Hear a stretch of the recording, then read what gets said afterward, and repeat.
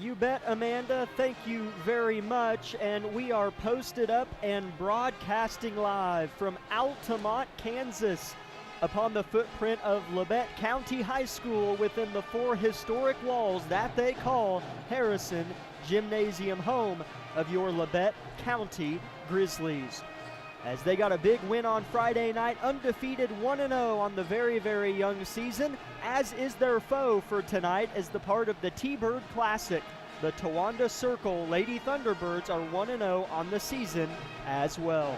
Good evening, Grizzly fans, and thank you for tuning in to another installment of Labette County Grizzly Basketball on 106.7 KLKC on the radio or KLKC Sports on YouTube. I'm Jack Leake, joined by my father on the broadcast this year, Jack Leake. Dad, we were pretty impressed with this Lady Grizzly squad that has a new look to them.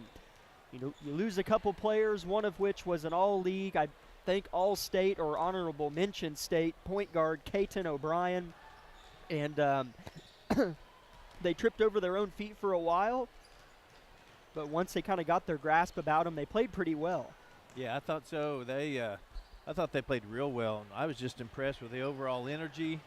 The confidence level, the number of subs in and out of the game, and yet it didn't seem like we ever let up.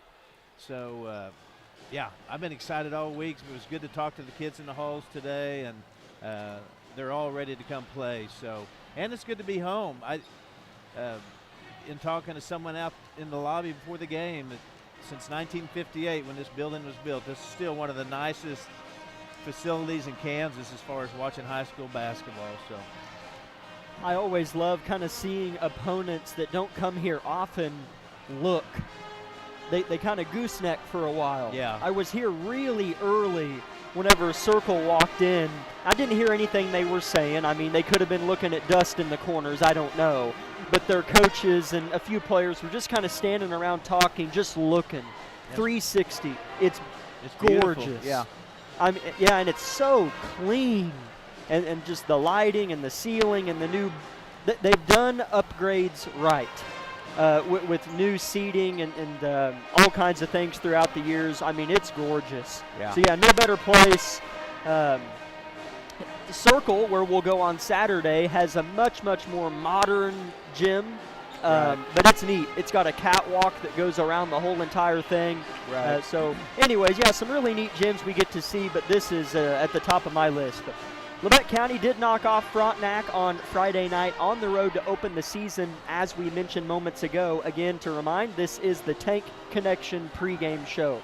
The score of Friday night's game was Labette County 41, Frontenac 23 in the girls' contest. Landry O'Brien and Jaden Davis combined for 26 of Labette County's 41 points, and 8 of Jaden's 12 points came in that fourth quarter when she alone went on an 8-0 run. Yeah. There in that fourth quarter, the beginning to the midway point, there was about a 2 or 3 minute stretch where it went from kind of Labette County to all Labette County. Describe kind of what we witnessed on Friday as far as that spurt where they went up like 16 and pretty much ended the game. Yeah, it happened in such a flurry.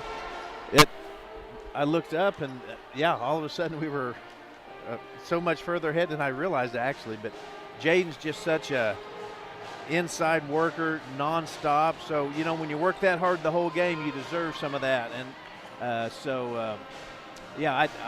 we'll bring that same energy. I think we wear people out. I mean, I know we played one game, but this team's going to wear people out. So I think we'll continue to beat teams in the third and fourth quarter this year. 10 minutes until tip-off. This is the broadcast of Labette County Lady Grizzly Basketball, and you're listening to the Tank Connection pregame show. Now, I'm personally curious. I thought that the Frontenac game was the only game in which there was not going to be a shot clock, because I thought, Frontenac is 3A. Okay, the rest of our games are Class 4A. There will be a shot clock. That was my understanding. However, before the game, I was informed by not an administrator or coach, that it was only SEK games where there was going to be a shot clock. So I see them running the shot clock, maybe practicing with it, getting in last-minute checks with it. So based on them running it. It seems like we might have a shot clock tonight, but we won't know till tip. I'm kind of confused on how it's working this year, but that is an interesting deal that is going to take place. It's just a matter of if it's tonight or only league SEK games. How do you think the shot clock will affect some of the play and the way our girls teams play, and let alone our boys this year, seemingly fast? I like it. And at the end of games, a 7-point game becomes a lot closer with a minute or 2 minutes left, compared to in the past, you could hold the ball for 2-3 minutes or until you're fouled. Yeah, and we did a little bit of that. We saw some of that last week in Frontenac, either us or whatever trying to stall, so that'll be impacted by that as well. So there's not a ton of things in college basketball that I want to see trickle into high school, but I think the shot clock will keep things moving. And so I think it'll be a positive overall. But, yeah, there'll be a lot of growing pains. Everyone's going to have to figure this out. And even the fans, you know, there will be an adjustment for some of the fans who don't watch a lot of college ball. There'll be a little confusion there, but it'll be good overall. Yeah, you know, throughout the course of 3.5 quarters, some things might go unnoticed as far as maybe user error, because not just the players have to get used to it and coaches, but all these different schools, clock operators. Yeah. That is just another thing on their long checklist that already has a lot of things on it. But whenever there's a minute left and there's either a shot clock error or it impacts the game because you made a mistake because you're not used to it, that's when it's going to be magnified. And there, you know, for a while there will really be some talks about it, I'm sure, whether positive or not, but I like it. 7.5 minutes until tip. We're going to take our first break of the Tank Connection pregame show. It'll be 1 minute in duration. This is Labette County Lady Grizzly basketball.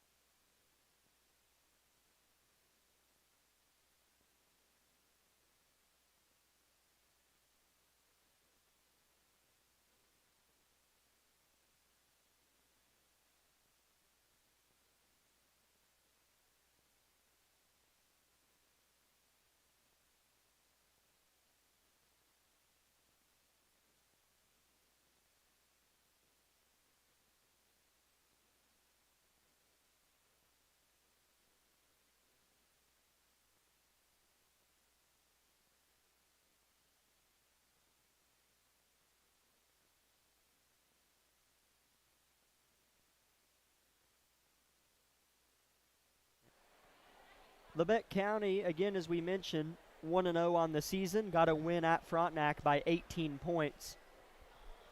And they held Frontenac scoreless in the fourth and final quarter. Yeah, wow. That's something that got overlooked, and I didn't even notice really till almost the end of the game. Frontenac hasn't scored in this fourth quarter, you know, because Labette County offensively was doing so well. Sometimes when you do well offensively, that's a result of good defense, and we saw that in the fourth quarter in particular. Yeah. Yeah, and again, I think it's hard to measure this, but I really think the pressure we put on people shows up late in games. It's going to show up late in games, and sometimes it'll be through lack of offense or whatnot, or fouls or frustration, but yeah, that's a good thing about having a team like ours who can sub 3 or 4 in and still keep tension on the ball constantly. Let's talk a little bit about tonight's opposition. The Lady T-Birds from Towanda, Kansas, a town in which we will reside Saturday morning, as the girls and boys for Labette County drew the morning slot against Collegiate, but we'll cross that bridge when we get there. These Lady T-Birds are 1-0 on the young season as well. They have a victory on Friday night at home against Abilene by a score of 40-25. So almost an identical score exactly to our Lady Grizzlies win over Frontenac. So is this broadcasting talk? Probably. But based on the score of Friday night for both these teams, maybe it'll be kind of a competitive, close matchup here tonight. Labette County did beat Circle last year on their home floor to go 2-1 in the Circle Classic by a score of 45-37. A game in which about a year ago to the day, our Grizzlies were up, I think it was like 25-10 or something like that at halftime, and kind of let Circle back in it a little bit. Circle does not bring back much scoring from last year's game against Labette County. In fact, they don't bring back anybody that scored more than 6 points against us from last year's team. However, they bring back a few players, as do we, but we're talking about Circle. Sometimes when your opponents bring back 4, 5, 6 of the same players, that can be very helpful, because sometimes teams lose 5 seniors and then they're terrible. But right. It seems like Circle's bringing back 4 or 5 familiar faces. Yeah, and, even in our instance, we graduated some kids, but our fresh faces. Yeah. So, I look for Circle, like you said, to have some sophomores and new juniors who are pretty salty players, and probably be a really good match tonight. Landry O'Brien did have some success in Towanda against these Thunderbirds last year. She was our leading scorer in that game with 11 points. Other games tonight as part of the T-Bird Classic 2024. Games in this classic, there's 6 teams in it. Circle, that hosts the quote tournament. Labette County, Independence, Wichita Collegiate, Parsons, and Mulvane. So 3 SEK League teams in this classic. No, they do not play each other. That'd kind of be a little bit of scheduling conflict because we are league opponents. However, there are sometimes paths crossed between Labette County and Independence in the Burlington Invitational, which we will be a part of in just over a month. But tonight, Labette County plays host to Circle. Collegiate travels to Independence, and Mulvane travels to Parsons. So all SEK teams we wish the best of luck to as they are hosting the other 3 opponents in this Circle Classic. And then on Thursday, December 12th, Independence goes to Circle, Parsons goes to Collegiate, and our Grizzlies go 2.5 hours to Mulvane. And on Saturday, everybody clashes in Towanda. It's Labette County and Collegiate, Independence and Mulvane, and Parsons and Circle as the nightcap. So the other games tonight, Collegiate, Independence, Mulvane, and Parsons. Minute 45, Intel starting lineups and tip-offs here in Harrison. We're going to take our final 2-minute break. This has been the Tank Connection pregame show.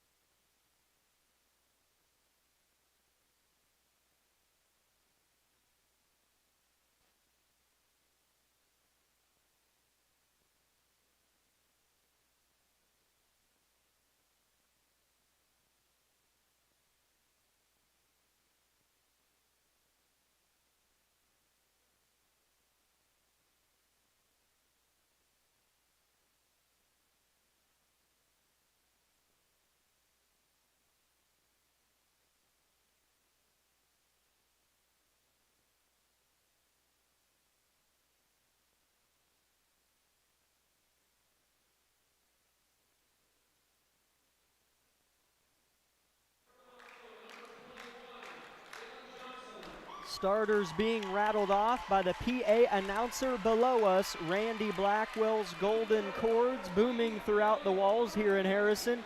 Let's get started. First for the visitors, the T-Birds from Towanda, Kansas, Circle High School that is. Number 13, or I'm sorry, let me flip around here. It'll be number 21, a 5'8" senior, Emma Johnson. She played well against us last year, led her team in points with 6. Number 30, a 5'10" senior, Izzy Marley. Number 31, a 5'9" junior, Brooklyn Patty. Number 2, a 5'11" junior, Gracie Tucker. And number 32, a 6-foot-tall junior, Caitlin Votes. Pretty lengthy starting 5 for Circle there. Now for our Grizzlies. Number 13, a 5'5" junior, Amelia Carnahan. Number 14, a 5'9" senior, Aubrey Boss. Number 21, a 5'9" senior, Madison Bevins. Number 23, a 5'8" senior, Landry O'Brien. And number 42, a 5'9" senior, Jaden Davis. 4 seniors and a junior in the starting lineup for Labette County. Doesn't feel like it because there's a couple faces on there we didn't see much of last year, but 4 seniors in the lineup for the Grizzlies. Starting 5 is the same tonight as it was on Friday. And for Circle, they start all upperclassmen like us with 2 seniors and 3 juniors. Some hype from the Lady T-Birds on paper anyways. Yeah, that for sure. To me, that's going to bode right into our strength, I think. I think we'll out-quick them, outrun them. Jaden will root and fight down there in the paint with anybody. So, we'll see. Be a good matchup. As you can hear in the background, the Labette County High School Band under the direction of Mr. Elliott. Always sound really nice up there. They do. Yeah, it's I always tease with those kids. It sounds like they just have a big block party up there. That band squad is one big family, so they're a lot of fun. Add a lot of energy to the gym. It looks like Mr. Elliott's up there playing the trumpet with them. Yeah. So that's great. Good turnout here. Again, only 7 games for this Labette County team at home this year. Good turnout, as always, from this community. This will be fun. The start of the 2024 T-Bird Classic is about to be underway. Aubrey Boss goes toe-to-toe at the LC Grizzly Paw with senior T-Bird Emma Johnson, and it's won by Boss. Labette County turns it over on a skip pass from O'Brien to Carnahan. Talk about what we saw from Millie Carnahan on Friday. We saw a lot from Millie, and she had to set the bench a little bit early because she got a couple quick fouls. Super impressed with her energy and her play. Circle breaks that token Labette County press with a bit of ease here, and they'll keep it beyond the arc in the lengthy hands of Caitlin Votes, and now she'll fade to the corner off a pass to Johnson. Back to Votes, lets a 3 rip, missed it short, in and out of the hands of Aubrey Boss. Floater for Votes is good. First bucket of the game goes to the visitors. She didn't hesitate to shoot that 3, and then we just missed the rebound, so they took advantage of that opportunity. Circle brings back in collective most of its scoring from the game in which they lost to Labette County 45-37 last year. Jaden Davis with the ball for Labette County, their second bite at the apple here, looking to tie or take the lead. Millie Carnahan in the corner, man-to-man for the T-Birds, nearly turned over by Millie, and it is. The T-Birds have it, looking to double up on Labette County 1 minute into the first quarter. Yeah, that was good defense right there. Good scrappy team we're seeing so far. Nearly an and one underneath the basket for Izzy Marley, but she'll settle for 2 free throws underneath the rim. Who are they going to get on the foul there for Labette County? Should be put on the scoreboard here in a moment. First for Marley is good. That goes on Jaden Davis. Okay. 3-0 Circle, 6:52 first quarter. If you're just joining us, haven't missed much action. Second free throw for Marley is good.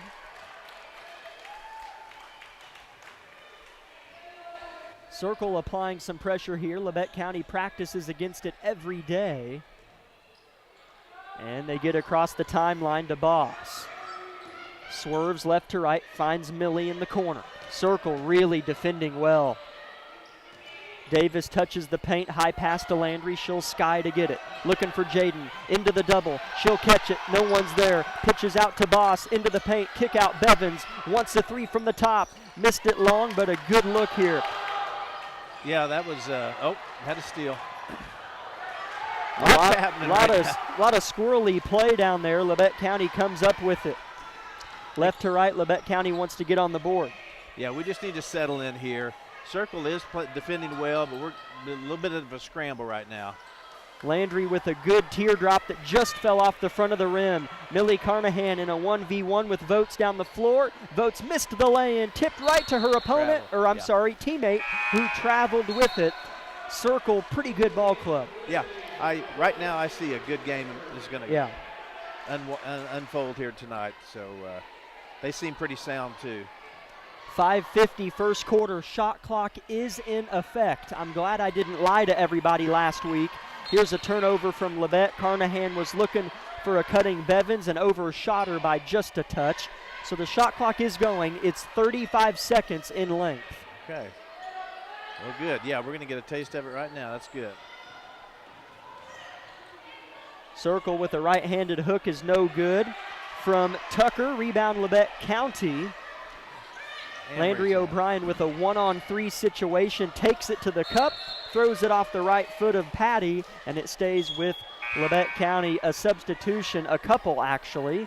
Anna Cantrell and Amory Baker in the game for Labette County alongside Bevins, O'Brien, and Boss. Boss with a bounce pass to Baker, who leans into her defender, missed the hook, gets another crack at it, and scores. Amory Baker scores the first bucket for Labette County. That's what you have to do. If you get the ball down low, you have to go up with it. I'm really impressed with that. Labette County puts Towanda in Alcatraz, and they can't escape it. Turnover, Circle. Left to right, Grizzlies. Good movement. Landry, pull up from 12 for the tie. Got it. Very nice. Pump fake, dribble drive left, and just a nice little 8-footer there. Well done. This is going to be a good game. 4-4 is the score. 4:50 first quarter. Both these teams running similar defensive pressure. Bevins gets her paw in the action, but it pinballed right back to Tucker. Towanda with a bit of a break, but Landry says otherwise. Rips it away from Johnson. Swerves in and out of blue jerseys. Gets to the paint. Dishes to Bevins for the lead. Missed it. Baker fighting. Baker clawing. Gets it on the deck. Fighting. And a jump ball is the call. It'll go to Circle. But what fun, scrappy play taking place here in Altamont. Good, tough play again by Baker down low. Just all over the place. So. And Coach Vollmer's wasting no time mixing this up a little bit, pulling girls off and talking to them, putting them right back in. So really shuffling it up. Millie Carnahan jets back in for Maddie Bevins. Both these teams playing aggressive defense, but just one foul committed on Labette County's Jaden Davis. Between these two teams, nearly halfway through the first quarter. Votes is going to step into a three. O'Brien got her hand on it, came up short, airballed into the hands of Cantrell. Carnahan pushes the pace through the hands of Amory, out of bounds. Yeah, she was just wanting to turn and go before she caught it. So that can sure happen. Two Lady T-Birds set to check in. Number 14, Haley Coble, a 5'8 junior, and number 12, Molly Tucker, a 5'8 junior. Those two replace Gracie Tucker, might be sisters there, Gracie and Molly, not sure, and number 21, Emma Johnson. So yeah, this has been everything I expected, just high energy from the tip. Towanda gets across half court and turns it over themselves with a long pass out of bounds near the Labette County cheer squad that we gave a shout out to, led by Miss Nikki Rosensteel and Angela Winiger. 3:50 to go first quarter. 4-4 is your score. A little bit sloppy from both teams, but when they've scored, it's been good possessions. Landry with it. This team's leader. Good pass to Cantrell left wing, but they have to settle down. Carnahan right-hand drive. Sloppy possession for Labette. Ends in a turnover, but Carnahan still fighting. Army crawls to the ball, squirts it out to Baker. O'Brien for three. Off the heel, no good. Gosh. Wow. Just everybody's everywhere right now. It's just that would have been the icing had that 3 fallen, but man, they've got to be wore out. But I guess that's why Vollmer practices them so hard. They're in good shape. Ball was poked out in transition, and play has just begun yet again. 4-4 the score, 3 minutes first quarter. No hesitation on the 3 for Votes, misses it, and kind of tilts her head backwards as she runs back to play defense. Cantrell picks her dribble up and finds our point guard, Millie Carnahan, at the Grizzly logo. She can shoot it, circles in a man-to-man. Carnahan given room, drives short corner, picks her foot up, reverses it to Cantrell. Coach Vollmer yelling for her offensive unit to move a little bit. I hope the next time Millie gets left alone at the top of the key, she pops that. I She'll agree. make that half the time or more, 60%. Baker with a good swim move and finish. Amory Baker with 4 of Labette County's 6 points, and that was after a good move. That was really good footwork. That's something she's worked on. That didn't just, she's practiced that move. That was beautiful. Good ball movement from Circle, but a little short corner J comes up short, and Millie Carnahan flies in out of nowhere for the rebound. Yeah, another good defensive effort there for sure. There you go. Carnahan puts up the 3, missed it short but looked purty. Bevins on the offensive board, she does that well. Cantrell cutting Carnahan up and under and almost got the bucket plus the foul. But the junior will settle for a trip to the line with a couple pats on the back from her teammate. Yep, she saw an opening and took the cut and waved and waved and waved, and Bevins saw her and had it fed it in nicely, and she went straight up with it. So Carnahan's first free throw is a pure swish.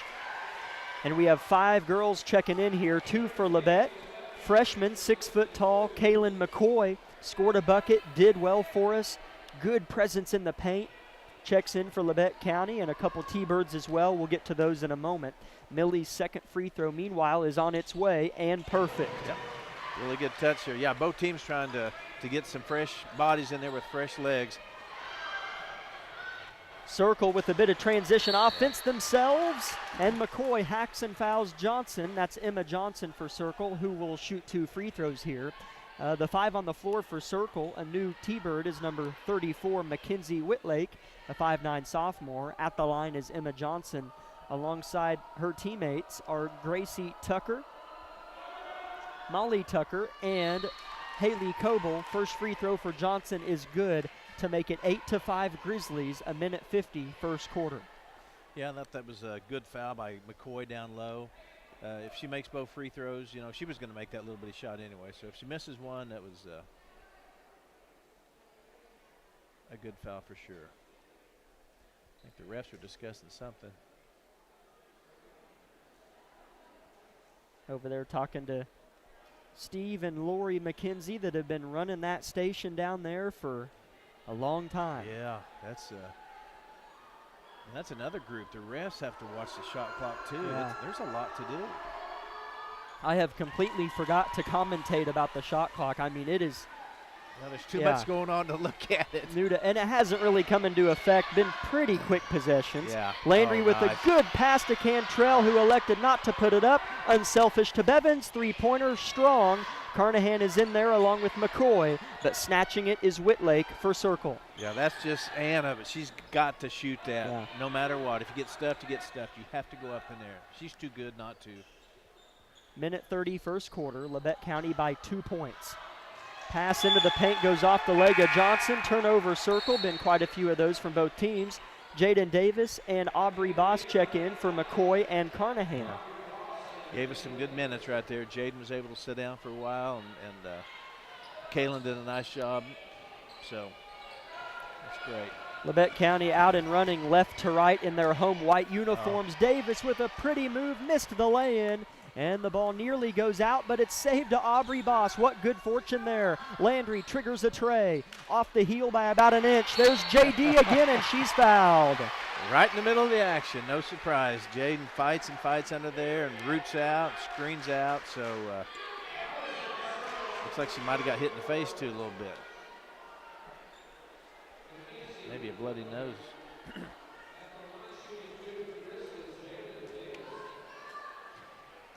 Jaden takes 2 low dribbles, rises, fires, and misses it strong. Here comes a T-Bird back into the game as Caitlin Votes checking in for her buddy Molly Tucker. Second free throw for Jaden Davis is in the air and good. Nice. Getting a little separation here. Just keep the pressure on and protect the ball when we're on offense. 9-6 Grizzlies, 55 seconds first quarter. Johnson is trapped. Cantrell yelling in her ear, thrown away. Davis with the pick. She'll throw it right back to Circle. Circle still not out of jail yet. Cross the court pass, nearly goes out, and it did. Man, you just speed them up. Yeah, they're frazzled, and just things are moving too quick right now for them, and the ball's just being flung wherever. So that was great defense. Landry dumped down to Davis. Labette already under their own basket. Landry hook past Cantrell at the top, rotates it one more, make that twice. Boss in the far left corner as we view the court. Shot clock is ahead of the game clock by 4 seconds. Landry floater, missed it. Rebound Circle with 17 seconds left. Shot clock is off. That was good penetration. I like that. Yeah. That's her game. Nobody was picking up the ball, so Landry took it upon herself to stop the point guard, and it forces a turnover. Boss with the steal. Labette with 2 seconds. Landry might make this. At the buzzer, missed it by an inch. The senior claps her hands firmly as she scored 1 bucket that first quarter. It was a lower scoring quarter. 9-6 Lady Grizzlies, up and down, up and down. Back in 1 minute on KLKC.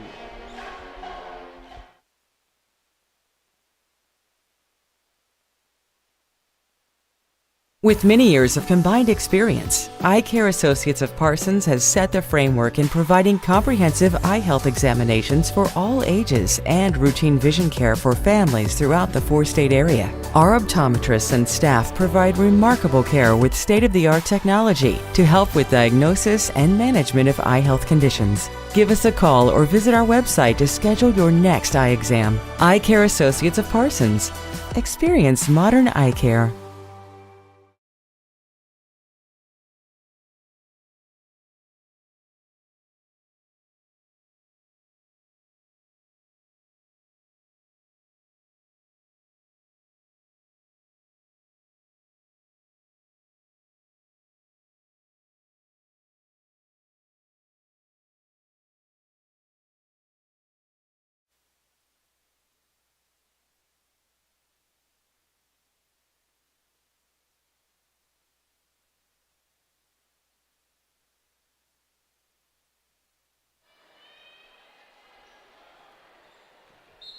Start of the second quarter here in Altamont, Kansas. Your Labette County Lady Grizzlies in front of Towanda Circle 9-6, and with possession of the ball to start quarter number 2.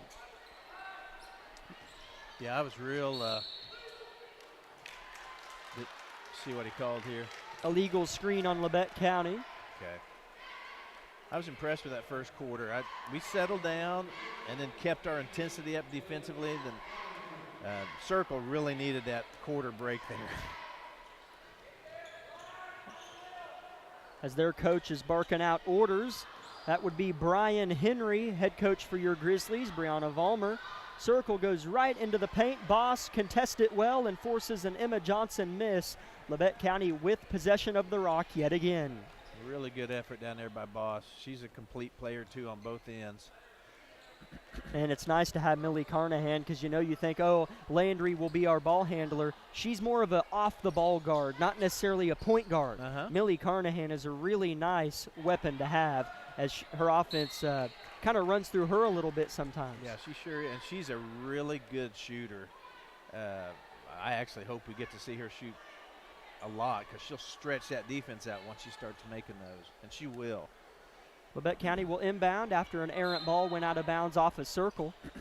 O'Brien tosses it into Davis in the corner right in front of Coach Henry for Circle.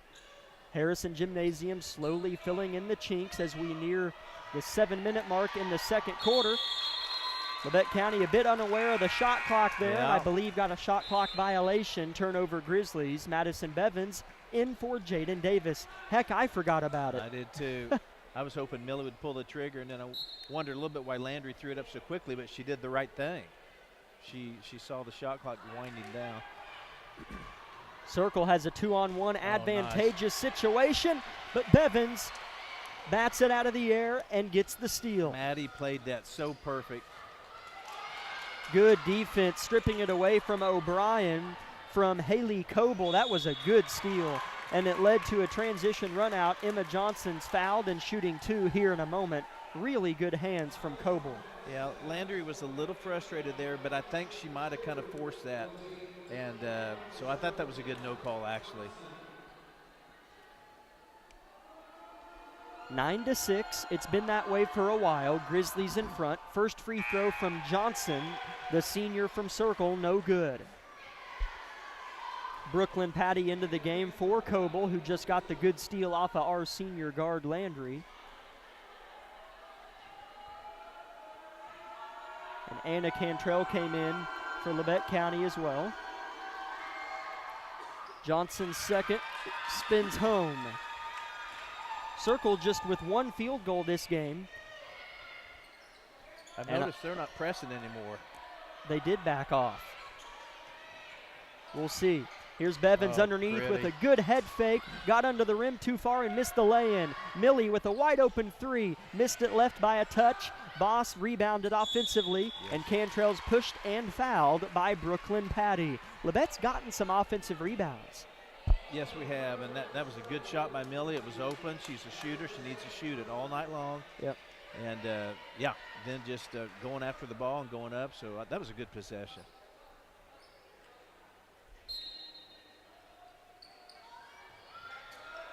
Millie Carnahan inbounds it. Set play for Landry under the hoop, and she's fouled going up and will shoot 2. That was the set play from Coach Vollmer.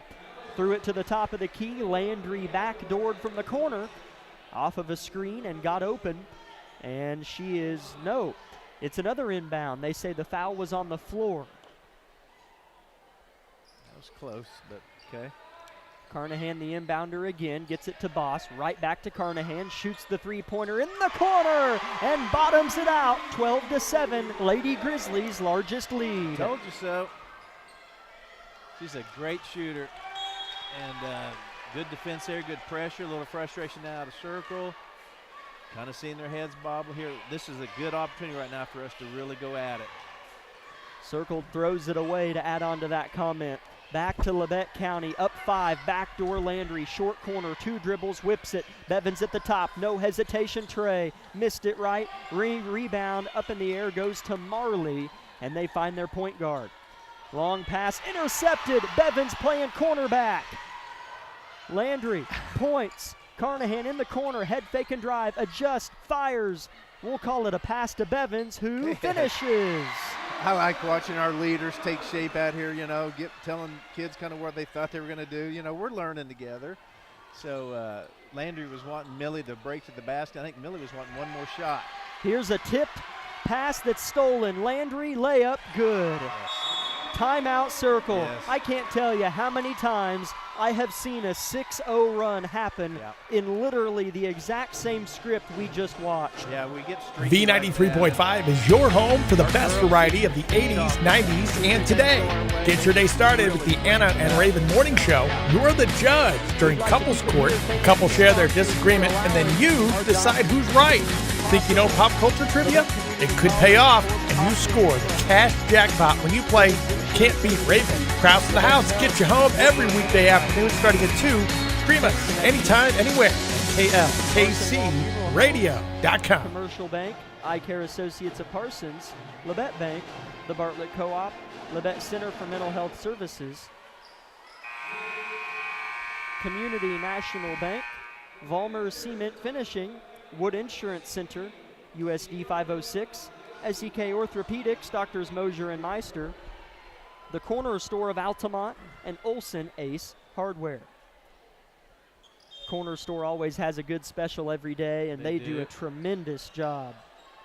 Yeah, the Vanderfords are good for our high school and for our kids, so that's great. Circle trying to stop the bleeding. They're down 9. With the ball, they break the somewhat press this time out of the dead ball throw-in. 5 minutes left in the half. Landry gambles on a steal and is going to get caught fouling with, I think, just her first foul of the game. That would be good if it is. So it is, and the third team foul. Circle with 2 in this quarter. Yeah, looks like there's 7 white jerseys out there. They're everywhere. Yeah, it does feel, that's a good way to put it. Labette County left a T-Bird open, but she missed it. Long rebound falls favorably in the hands of Votes, who lost it and bumps Landry, but no foul.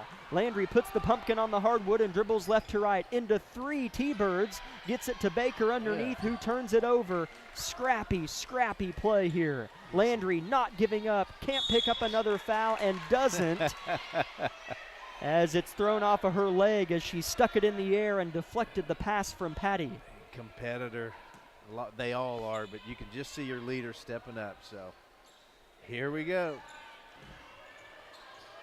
Labette County doesn't go to you when they press. They let you kind of walk into the perch trap, per se. Yeah, they kind of just lead you that way into the double team. Yep. As Circle turned it over, I don't think that was a 10-second call. It wasn't. Maybe, I don't see a foul getting put up. Something happened there, but the official pointed in Labette County's way and stopped play, so turnover Circle. We will take it nonetheless. And a couple subs taking place after the dead ball whistle. 4:17 left in the half here in Harrison.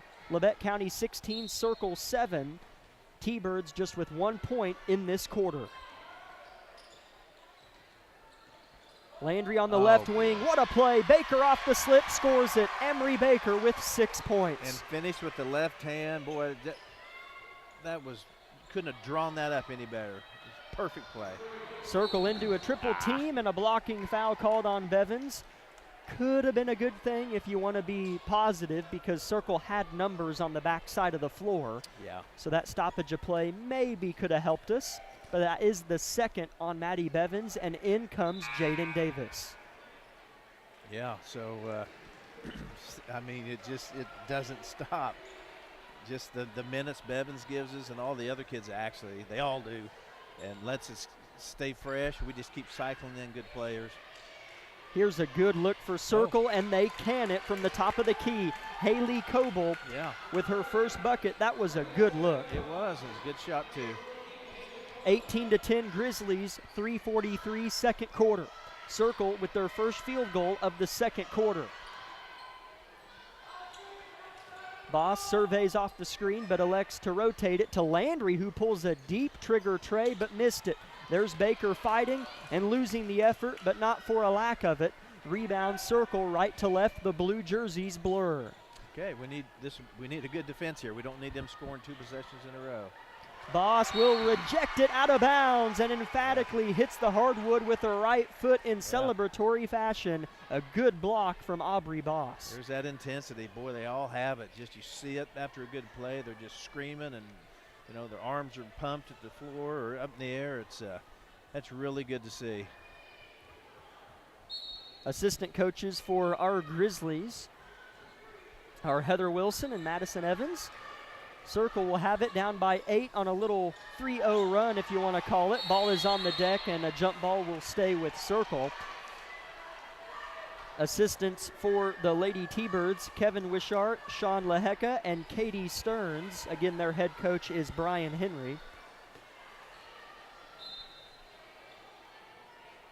T-Birds started off the game looking like maybe the team to beat, but then again, it was very early in the game, and Labette County has found themselves up by 8 points. Here's a T-Bird turnover off a travel from Coble, and this will be a not defining 3 minutes, but a telling 3 minutes.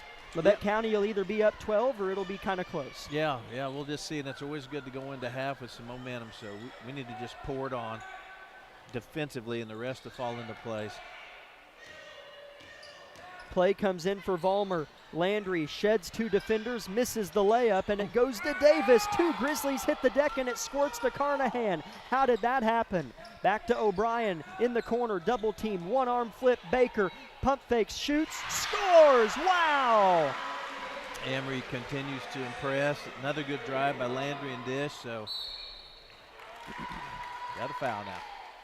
Boss tried to swipe at Coble, who had possession of the pumpkin and got called for a foul. Her second. Her and Maddie Bevins each have 2. And Circle is shooting 2 free throws until halftime. It's 20-10 Labette County with 2 free throws coming for Haley Coble. Coach Vollmer paying attention to the details, quickly gets Boss out. 2 minutes left till half. You don't want her picking up a sloppy third, so that was smart to sub in.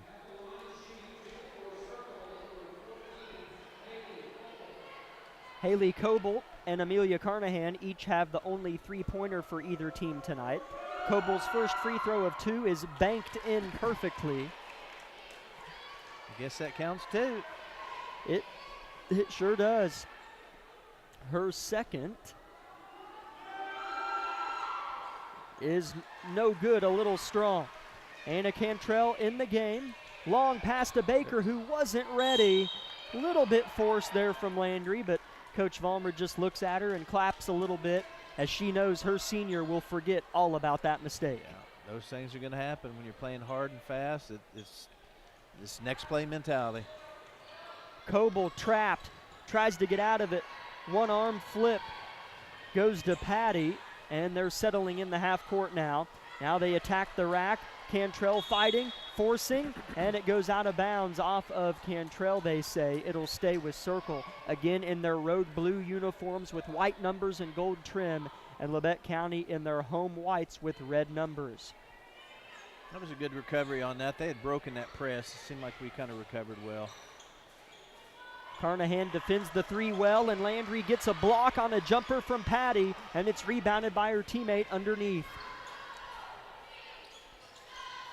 Cantrell underneath about 8 feet from the rim, has to shed it back out to O'Brien. She'll put it down, she'll shoot it, she'll miss it short, follows her miss, layup, good. Always paying attention, always looking for what's next. It's great effort. Circle's gonna turn it over here, yep, they do. Man, you could smell that from a mile away. Coble was in, I've said jail, prison, and Alcatraz. I think I need to get out of the federal territory. Yeah. I need to come up with a different thing, Yes. but I mean, man. Local lockup, I guess. There you go. They're smoking them in that trap over there as Kaylee Eberhardt gets in and quickly is shaken awake maybe by the action as a jump ball comes upon her quickly, but it does stay with Labette County. Eberhardt, another depth piece that did well on Friday night. Absolutely, and also I just noticed this is where the shot clock's gonna, we can't really hold it and try to wind down the half. We got 29 seconds to get the ball off. As he mentioned, yes, it is under 30 seconds as Eberhardt is fouled underneath. That's the first Circle foul in a while. That's their third as a team this quarter. Again, your score, Labette County 22, Circle 11, with 1:20 left in the first half. A couple Grizzlies have 2 fouls, and they're on the bench. It's Bevins and Boss.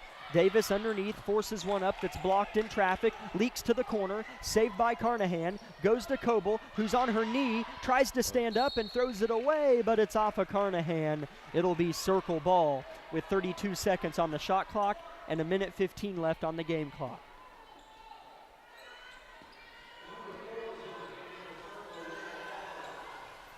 Labette County still applying pressure.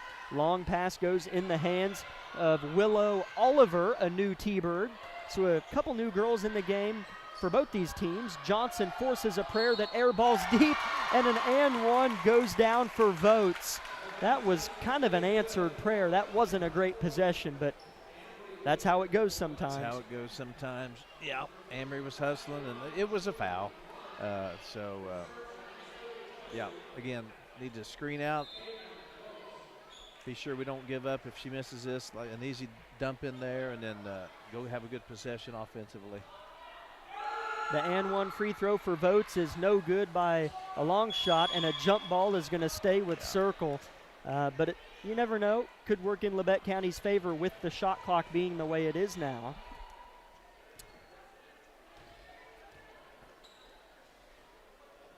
(22-13), Labette County with the advantage. 55 seconds left in the half. Circle with the ball off of the jump ball after the missed free throw.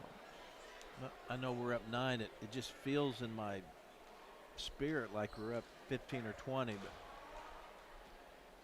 we've really outplayed them by more than 9.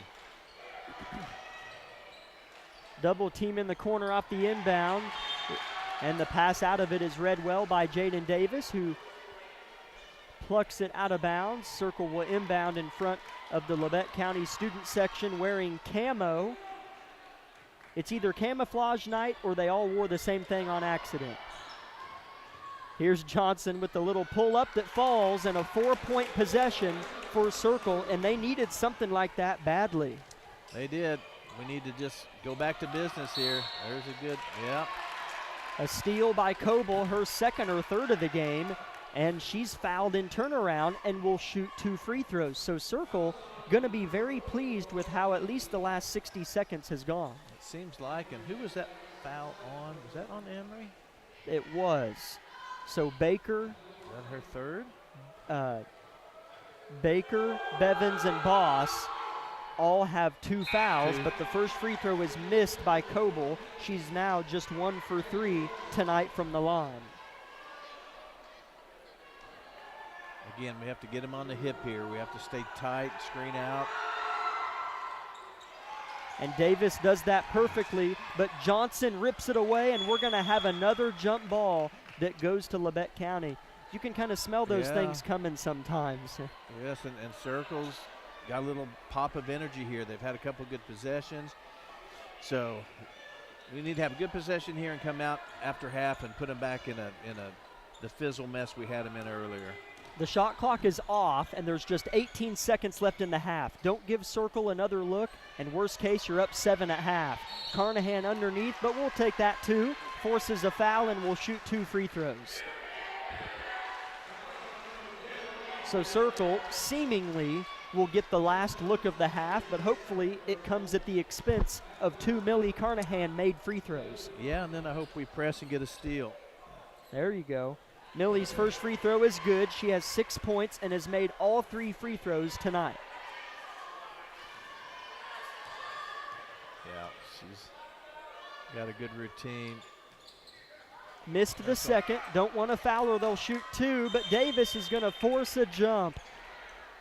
And it'll go to Circle, but now you get the next jump ball. So, yeah, we'll see what Labette County can force here. Up by 8, 9 seconds left in the half. Circle inbounds. Here we go. 8 seconds, 7 seconds. They throw it to midcourt. Landry swipes, and Jaden Davis leaps off the floor and throws it out of bounds with her right hand. That could have been a bloody nose for our dance team because Jaden's a strong volleyball spiker, too. She just missed that ball. Circle with 4 seconds, down by 8 in the half, first half. They throw it in, 3 seconds. Votes at the buzzer, missed it short, and that's your first half. Labette County 23, Circle 15. Pretty good first half, and it'll be a fun second one. So don't go anywhere, as here in 3 minutes we will have the Eye Care Associates of Parsons halftime show.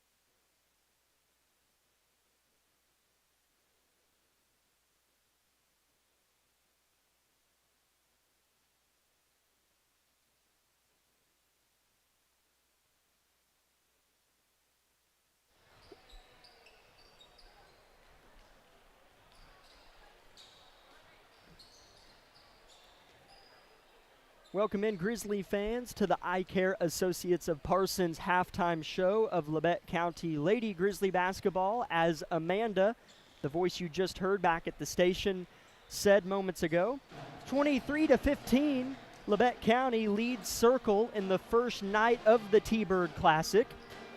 As similar to, it's about the same score exactly as it was at halftime when we played these guys. The roster is about the same for Circle. Ours is a little different, but a lot of alignment between this year's game and last year's game against Circle. Labette County turned over Circle quite a bit, and Labette County turned over Labette County quite a bit. Not to discredit Circle for some of Labette County's errors, but it felt like more of Labette County's were some rushed passes or things like that, and more of Circle's turnovers came on behalf of Labette County's press. That might be a little bit biased speaking there, but both these teams played good defense. Felt like Labette County was able to get off more offensive sets than Circle was. Yeah, for sure. That's what I said earlier. It seems to me like we're the better team. I guess it's irregardless. You have to play that way to win, but I see us coming out and continuing to have that massive pressurized defense we've got in press. That's really bothering them. They're having a hard time getting the ball off the floor. So I really think we continue to wear them down if we stay patient. And if for some reason they make a couple buckets early and tighten the game up to within 4 or 5, I don't think we panic or get tight. So,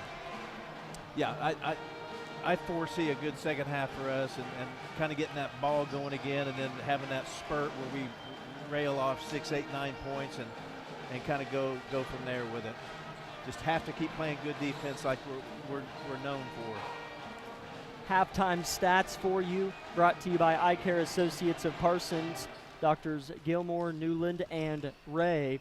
For Labette County, 5 different scores. Amory Baker had 8. Yeah. Landry O'Brien and Amelia Carnahan each had 6.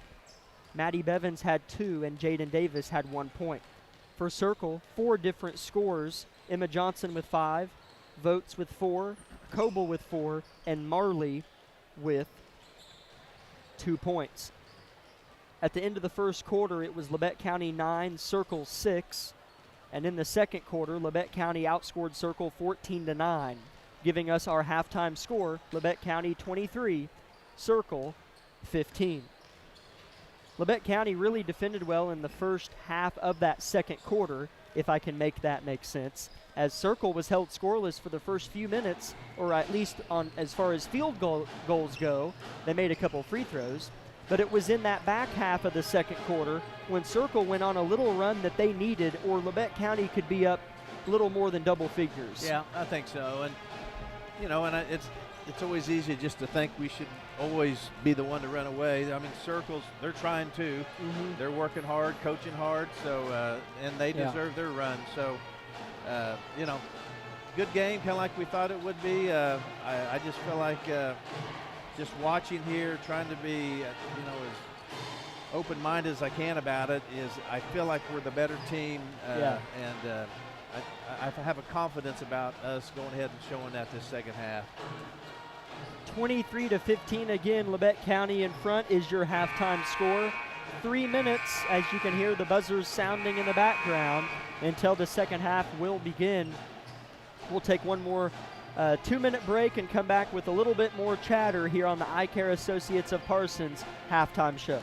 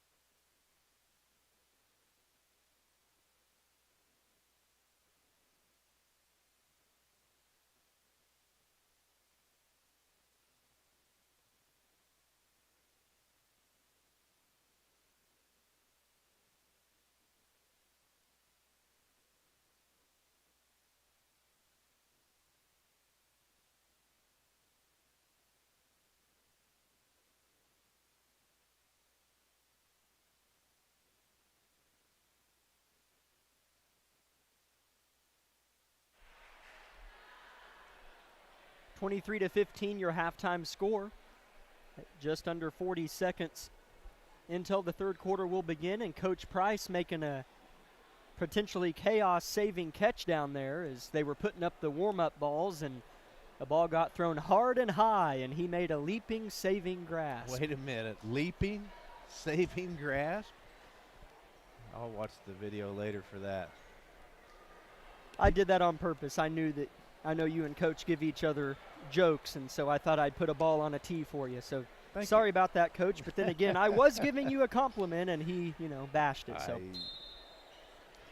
here we go. Start of the third quarter is in the hands of Millie Carnahan. Goes quickly to Landry, who pulls up from the left elbow and missed the rim, and it bounced off the backboard to Emma Johnson for circle. So here we go. We know that defense is going to win this for us tonight, so let's just start right here. As Davis starts that off on a good note, batting a pass out of bounds. Play call on the inbound under their rim comes in from Coach Henry, and it goes to the corner in the hands of Patty. She's defended well by Boss. Her pass is deflected right back into her hands, and Patty shoots a floater that misses. Good box out by Jaden Davis. Yeah, that was a good first possession. Now let's get a score here and repeat. Carnahan off the Boss screen, has good room, shoots a floater and banks it home, and Amelia Carnahan joins Amory Baker with 8 points. Very, very nice. Now let's put the screws to it and get another possession. Johnson sheds her defender and misses the teardrop layup. Punch out, wide open three, bricked. Another offensive board, missed. Davis clears space. Labette dodging bullets. Yes, they got 3 looks at it there, so I'm starting to hold my breath. Landry O'Brien, full head of steam, right to left, is fouled at the rim. She took that ball all but the full length of the floor, and number 23 in white is shooting 2 free throws. Yeah, she does it in a hurry, too. She can run just about as fast while dribbling as she can. Well, she's a hurdler, so I guess if you can do all those things, you can pretty much run and do whatever. Makes the first free throw. Yeah, a lot of girls on this roster are stud track athletes. Yeah. Yeah, multi lettering in multiple sports. Landry misses the second, and the miss tumbles to Johnson as well as Carnahan. The 50-50 ball results in a jump for the T-Birds. That County setting up that staple press. Here we go. We'll see what Circle can do. Ball goes to the middle of the floor, batted back to Circle. That's got to get across half court, and they barely do. Spinning off of O'Brien is a T-Bird, and they finally, well, no, they can't take a breath as the shot underneath is missed, and the putback is missed. Tipped out by Davis. It'll stay with Circle. The T-Birds are a little frustrated. They've missed quite a few at the rim here early in the third quarter. Yeah, I can't figure out what's up yet. They're getting multiple attempts. I mean, we're in there and hustling. Maybe the ball's just bouncing just right for them or whatever. It's like the refs are going to talk about something. Or the shot clock maybe. Maybe it's at 34 right now. We'll see what perhaps they change. Maybe it shouldn't have reset. To be completely honest, I mean,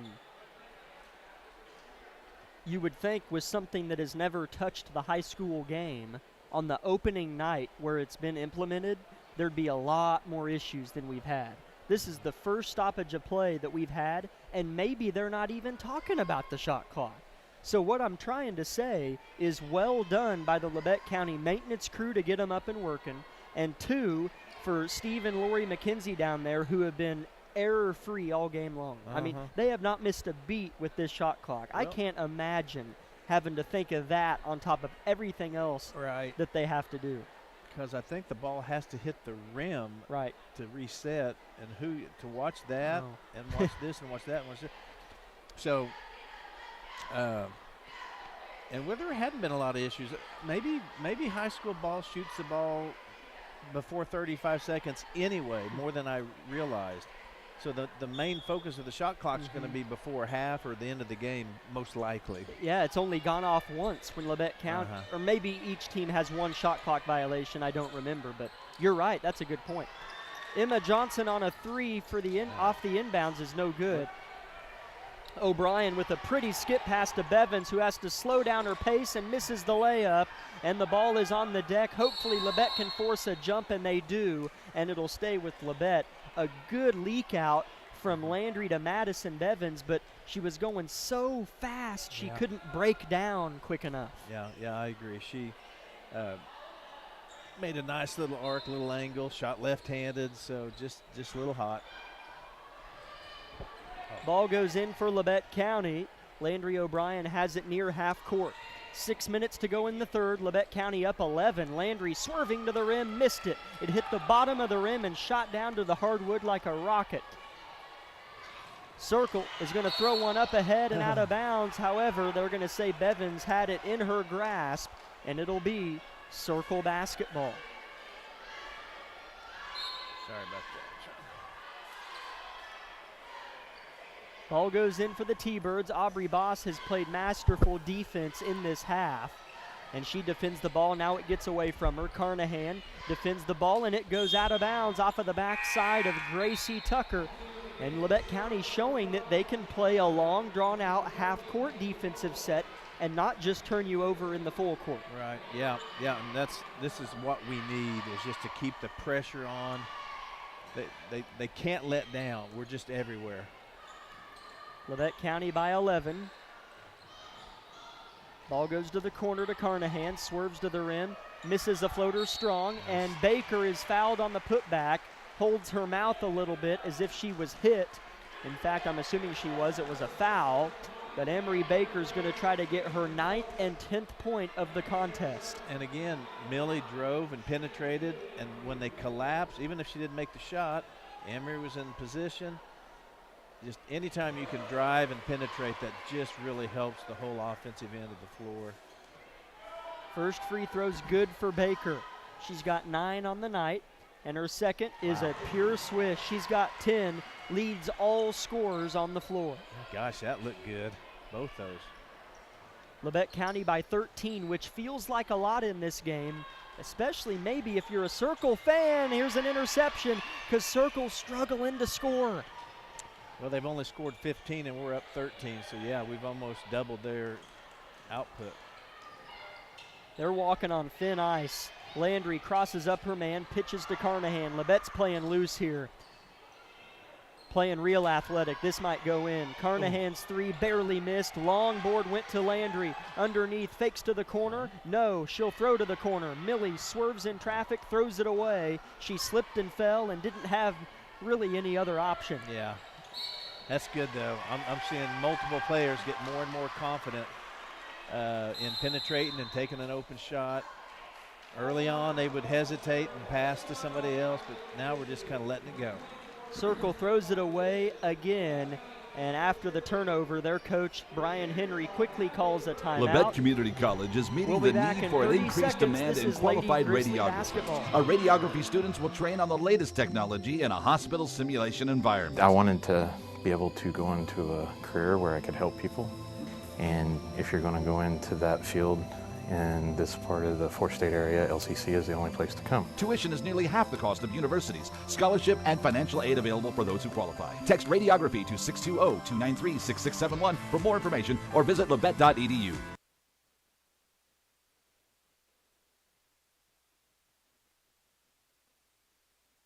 Unbelievable! Sparklight is unveiling unlimited internet for just $25 a month. Get reliable 100 meg internet for just $25 a month for 12 months with unlimited data. That's unlimited internet. Call 877-469-3057 or visit sparklight.com/savings. Sparklight, a new breed in high speed. 28-15 here in Altamont with 4:40 left in the third quarter.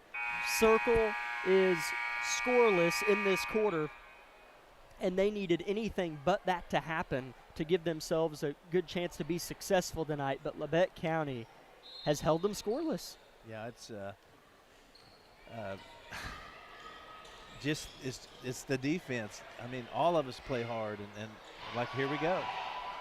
Pass underneath to Baker. It was a good one from Boss, but she missed the finish. Circle running out left to right. Coble harassed by Aubrey Boss. Good screen, shot, no good. Long three was missed. Carnahan catches it, and Lightning moves right to left. Boss fakes left, goes right, layup, plus the foul. Oh boy, is that Purdy. Aubrey Boss lets out a roar. Watch out. Yeah. And Millie did an amazing job again, taking the ball up the floor, and then a great dish. Man. And then, of course, Boss made a beautiful move. Yeah. Man, that was good. Yes. They are fired up. This could really get going here. The way Boss caught it, all signs pointed towards the momentum going to the left. And Boss could sense that and jab stepped that way and went right. She misses the free throw. It goes to Landry, who wants a three, missed it. And this time it goes to Johnson. Doesn't see Bevins, but swerves out of her way. And Circle's got it with no threat behind them. Here's a little floater from the short corner that falls. First bucket of the game is made for Avery Wardick, a 5'6" sophomore. In fact, one of her first moments in the game tonight. Yeah, that was one of the few times they weren't guarded by somebody. So that was a nice shot by her. A ball poked out of bounds by Circle here will stay with Labette County. Two Grizzlies check in. Davis and Carnahan get O'Brien and Boss. Those were some good minutes from Boss and O'Brien down there. For sure, yes. Baker throws it into Anna Cantrell. Back to Baker. Swerves, shoots, and is fouled. And Baker, who's perfect from the line tonight, is going to try to add to it. Yeah, another good catch and pivot and footwork. And Miss Anna Cantrell, who's a fine basketball player and a good shooter, I'd like to see her start to look for the shot. She's so unselfish. She's constantly trying to get the ball to somebody else. Baker makes the first free throw with one more to come. The second. A little strong. Davis fights, and it's going to be a foul going the other way. As she grimaces a little bit, as I did not notice, that is Labette County's first team foul this quarter, and Circle has 4. So Labette County, the one that plays aggressive, the one that forces turnovers, the one that suffocates, leads in team fouls 1-4. Here's an interception. Carnahan picks off Johnson and missed the right-hand layup. That won't happen a lot. And you don't want to foul out of frustration, and she'll get back and play defense. That's right, yeah. Sometimes when those are wide open layups can be tricky when there's 1,500 people watching you. Bevins gets her paw in the action. Carnahan picks it up, gives it right decision. back to Maddie, right back to Carnahan, right back to Maddie. How about a three? Short of the rim, tumbles far. Picked up by Cantrell to Davis from 6. Yes! I tell you, a lot of credit there, but Maddie Bevins made a super smart move right there. Ball on the deck. Johnson and Carnahan having a UFC fight night, and it's a jump ball called, and it'll be Circle basketball. Oh, my. Well, you can just see Circle's posture right now. They catch the ball, and they look for someone else to throw it to as quick as possible. Nobody wants the white mob. As they're certainly running around. Circle underneath puts up a right-hand hook that misses. Multiple girls in there for it, but Carnahan wins it and wisely backs it out. And we'll see if we get a set in. Carnahan downhill uses the body of Baker, but a travel is caused in traffic, and 5 T-Birds check in. A whole new squad here. Yeah. I tell you, Carnahan right there was going to push it and then saw that it was collapsing and backed off, and then she tried to kind of reiterate that and try to sneak it in. That was really clever. A whole 5 new group is in for Circle, and they get it across half court. I would try to name off the 5 on the floor, but something's going to happen quicker than I can do that. And Coble makes a little running floater. Yep. For her 6 point. That's a nice shot by Coble. Sure was. Oh, good pass. How about a good pass? Kaylin McCoy for Labette misses it underneath.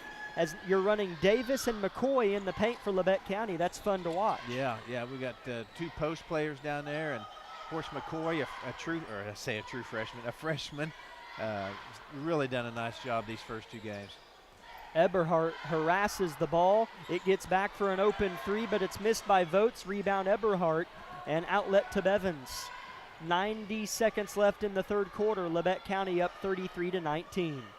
The 5 on the floor for Circle are Coble, Patty, as here's a drive from Bevins out of bounds. Coble, Tucker, Votes, Marley, and the 5th and final T-Bird is Molly Tucker. So Gracie and Molly Tucker on the floor for Circle. And we have a foul on the floor on that end. And that will be free throws for Landry O'Brien, as that is the 5th team foul on Circle this quarter. Labette up by 14, Circle with just 4 points in the third quarter. And that imbalance in fouls is obvious. We're penetrating and getting so many inside shots and drives that's where most all those fouls occur, you know, when you go up on the inside and then try to block it. On our end down here, we're pretty much breaking up the plays out on the perimeter. That's a good point. Landry's first free throw is good. She's up to 8 points on the night.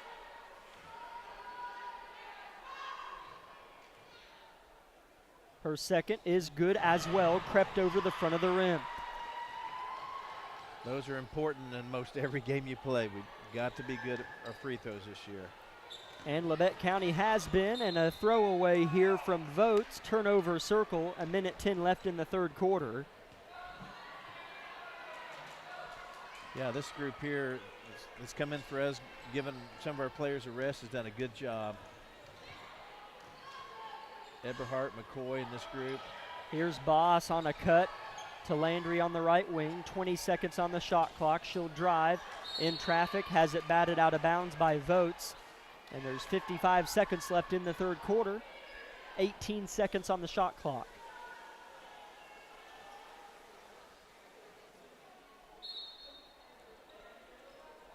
Boss holds the ball above her head, set to throw it in, and does. Landry, left-hand drive, gets to the cup, shoots the right-hand runner that misses, but she's fouled. And Landry will shoot another pair. Yep, case in point, she took it to him and got a blocking foul or a hacking foul, and so she made her last 2 free throws. Maybe she can make these 2 as well. And her first one is canned. One more to come for the senior. She's up to 9 points on the night. 10 points.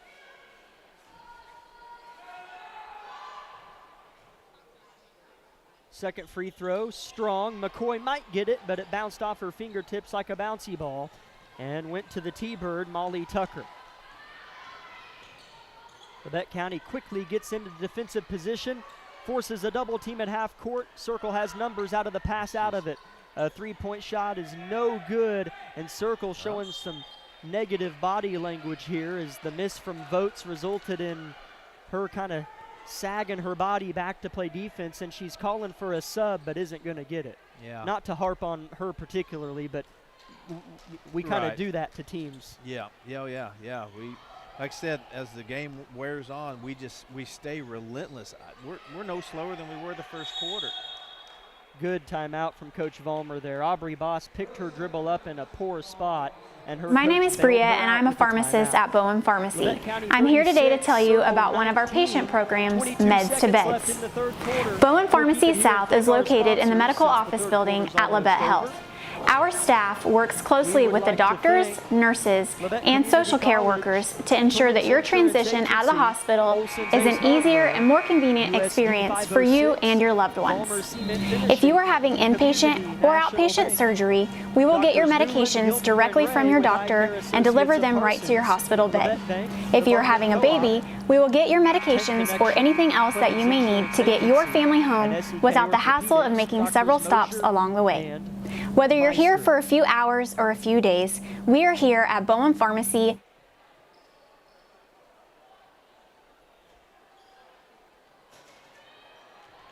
22 seconds is all that remains in the third quarter. Labette County 36, Circle 19. Shot clock is off. Labette County has the ball. Landry O'Brien at the Grizzly paw at center court. Fakes left and goes right, gets her defender to bite. McCoy with 9 seconds on the clock, scores it. What a feed from Landry, and what a finish by McCoy. And that's going to go off the foot of Votes. Turnover Circle. Landry knew it went off her foot, signaled that it was our ball, and the ref agreed. Labette might score again. 3 seconds on the clock, just over. Labette County now up by 19.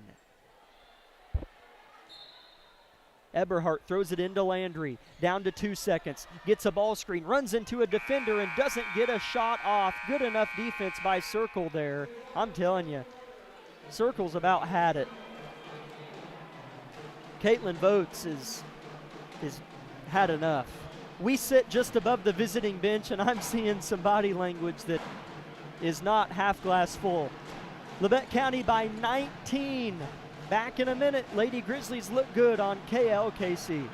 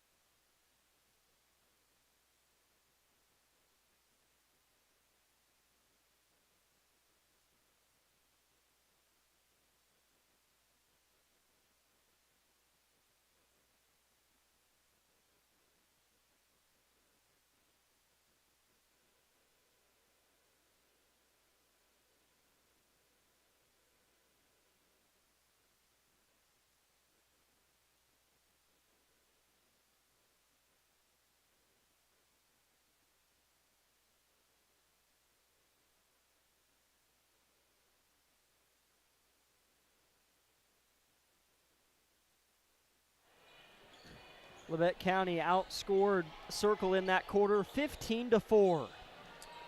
Yeah, we needed that quarter. That's exactly what that's exactly what I expected. 38-19, Labette in front and with the ball. Bevins with a dagger in the corner but missed it deep. Carnahan fights for the board and wins the battle. Back to Cantrell, left wing, back to Millie. Hit one in the corner from earlier but pulls this one down unselfishly. Yeah, I'm pleased with how these girls are. That looked like an awfully good pass. Are catching the ball and just letting it go. More and more of our kids are just confident in the shot and don't care if it doesn't go in. That's a really good mentality. Landry, it did look like she had a good pass, but it went out of bounds. Turnover Grizzlies.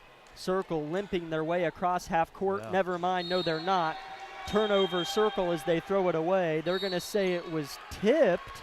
Didn't see that, but neither did a couple Grizzlies as they're looking kind of confused. And yet it's Circle's ball, so let's go. Some of our girls are frustrated over that. As they expect to steal it every possession, I'm Yes, convinced. they do, yeah. Ball goes in. This was a good set from Circle, and they score it. Credit for the bucket, Whitlake. Yeah, and hey, we were everywhere on that play too, but they snuck one by us. First points of the fourth quarter go to Circle. Good ball movement for Labette. Bevins with a whip to Davis. Right hand layup. Good. She has such a nice soft touch too down there. That was really well played. Good spin move. Johnson tries to break the press and a blocking foul called on Maddie Bevins, who kind of throws her hands in the air like, that's the first time that's been called on me and I've done it all night. So she's done well. 40-21, Labette County in front. Two more players coming in to keep those fresh legs and keep that pressure up and running. That's Boss and McCoy. 6:30 left in the game. Labette County by 19.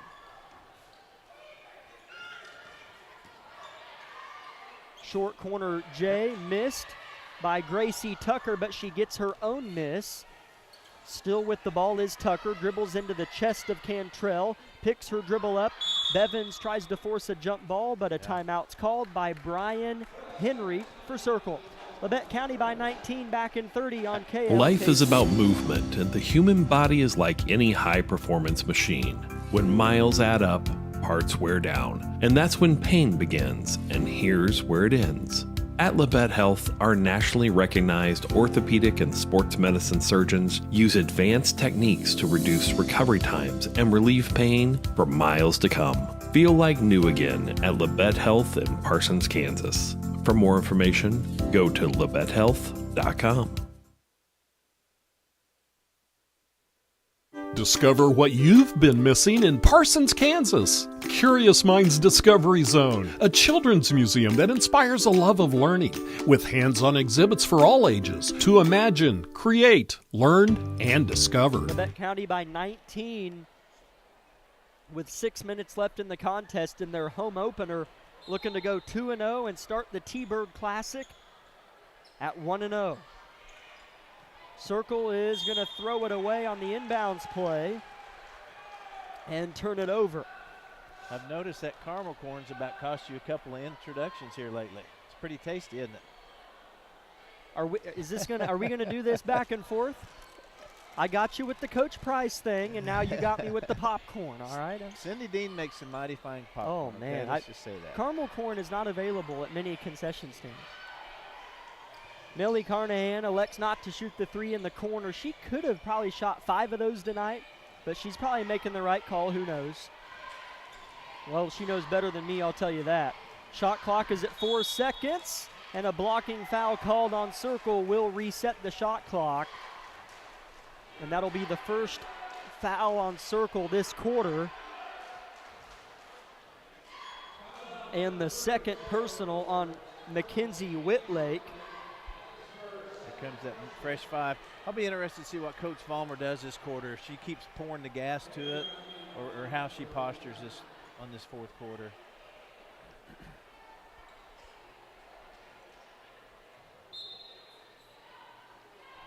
Ball goes into Carnahan near the left block, dribbles into the paint, finds Anna Cantrell right wing.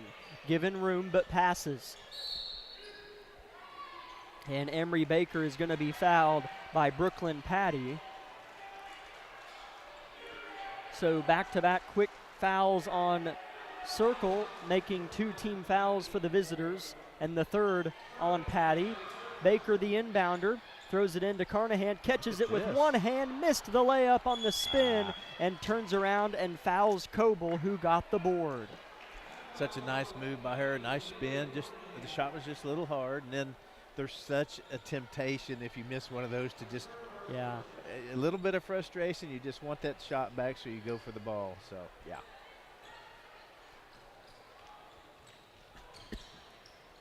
Circle with the basketball. Coble at the top of the key, has a three-pointer, tries to get her teammate one, and Molly Tucker misses it. Cantrell didn't get much help from her teammates there, had it stolen, and a bucket plus the foul there, as Cantrell was put in a tough spot. It didn't seem like she had an outlet pass close to her at all, and a bucket plus the foul for Molly Tucker. Well, getting some experience here. So I guess they're going to throw it in. I don't know what he... I think the foul might have came after the basket. It had to have. I think.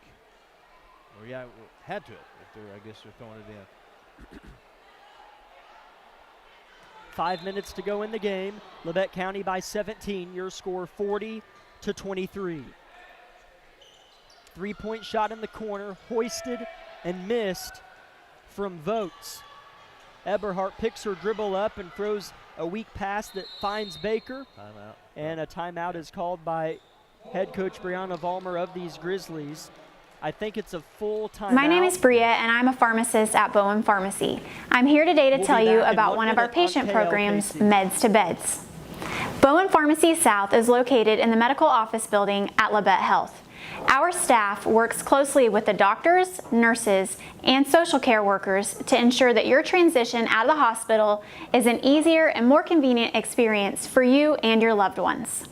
If you are having inpatient or outpatient surgery, we will get your medications directly from your doctor and deliver them right to your hospital bed. If you are having a baby, we will get your medications or anything else that you may need to get your family home without the hassle of making several stops along the way. Whether you're here for a few hours or a few days, we are here at Bowen Pharmacy and Bowen Pharmacy South to help get you well without any interruption in transition of care. Just ask for Meds to Beds. At Bowen Pharmacy and Bowen Pharmacy South, we are here for you today and we are here for you tomorrow.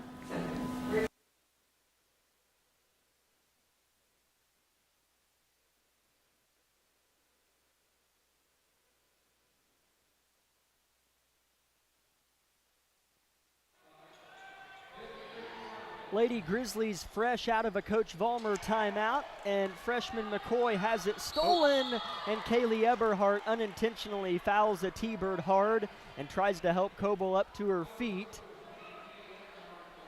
And Labette County quickly claws their way to 4 team fouls.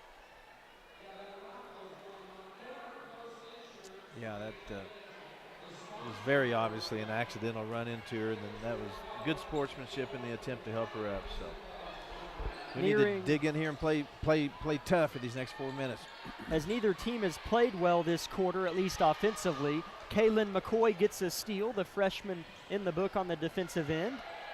Amory Baker's been outstanding this game. Gives it to Carnahan, who drives, works on her defender, and is forced to kick it. Cantrell throws it right back to Carnahan in front of her friends in the student section. With 4:15 left in the game, Labette County leads by 17. Shot clock nears the 10-second mark. Carnahan puts the ball on the deck. Baker wanted to shoot the 3, but drives, loses it on the deck, tries to avoid the jump ball, but that's what's going to be called.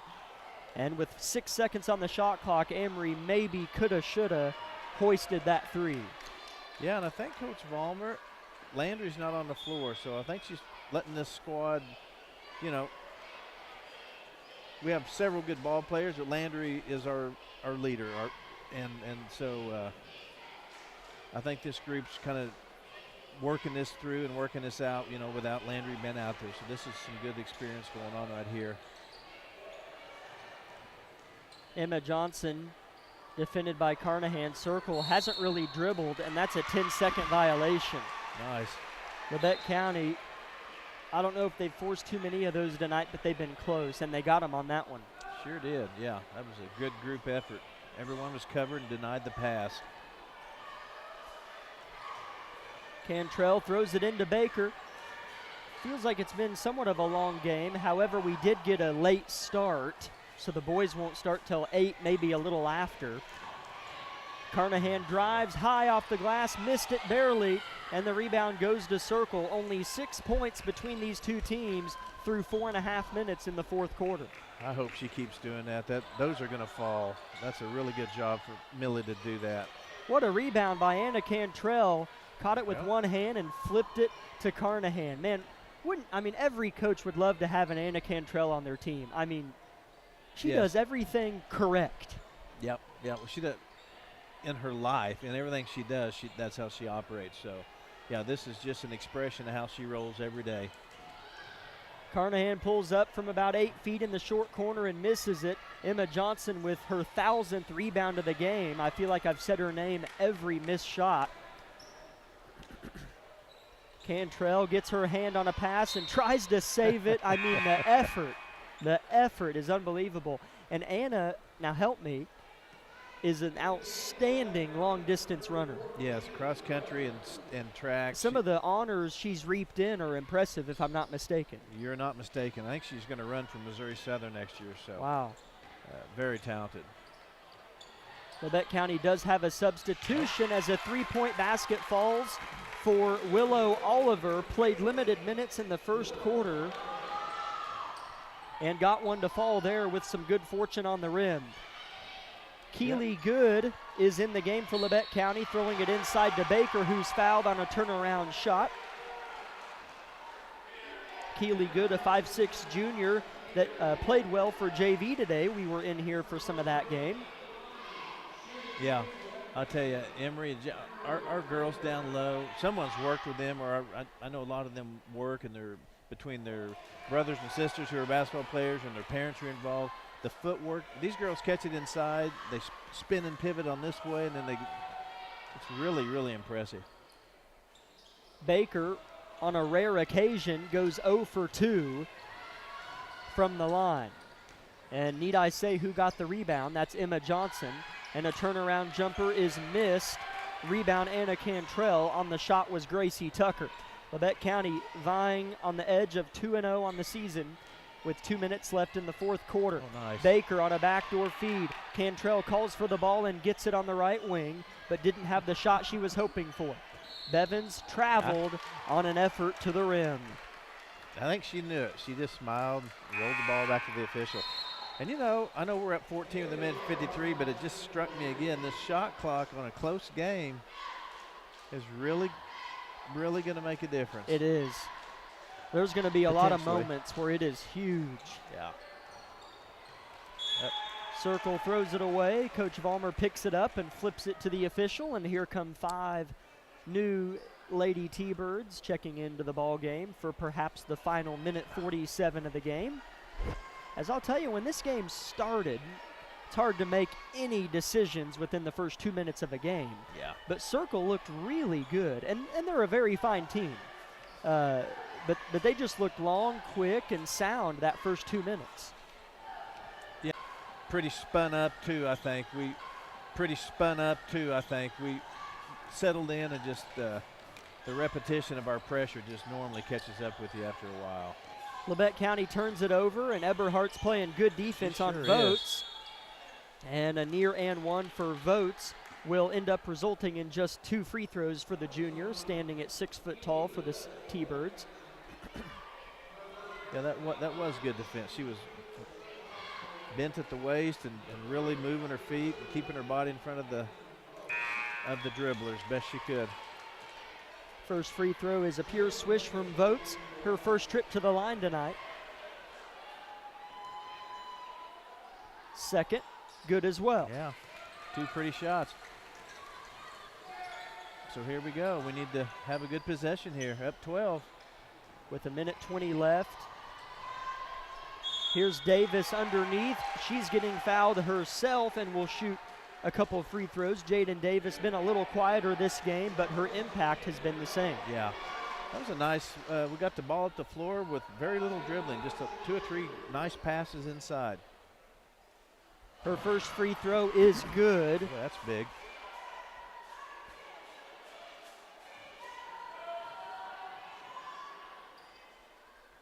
Second free throw for Jaden is missed. Splitting the pair is the senior.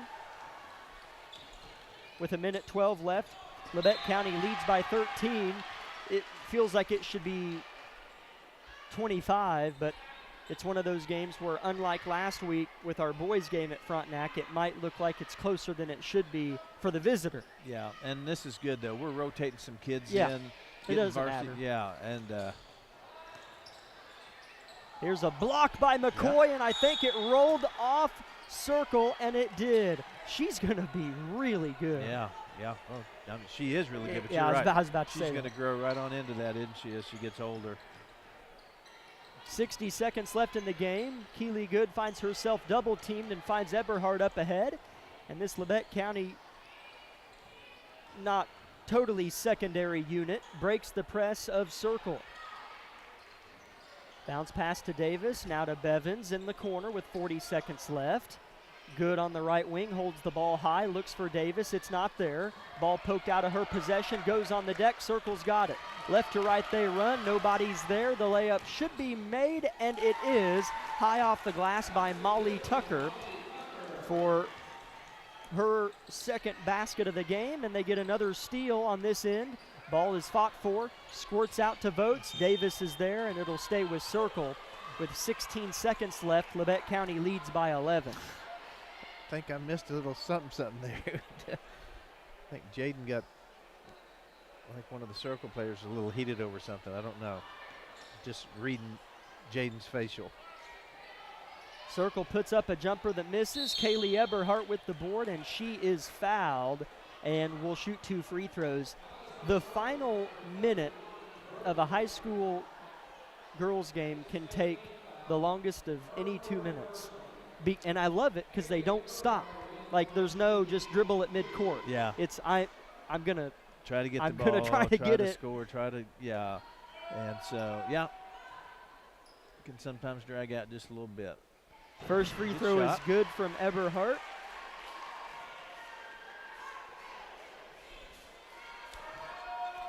Well, this has been a good game. Grizzlies are going to go to 2-0. Lots of people got lots of minutes. That's good. How about Kaylee Eberhardt making both free throws with 6 seconds left to give Labette County a 43-30 advantage, and they're going to go 2-0 on the season and 1-0 in the Circle Classic. A shot at the buzzer is no good from Circle, and that's your final score. Labette County 43, Circle 30. We will have post-game discussion and stats for you here in 3 minutes on the Bowen Pharmacy post-game show.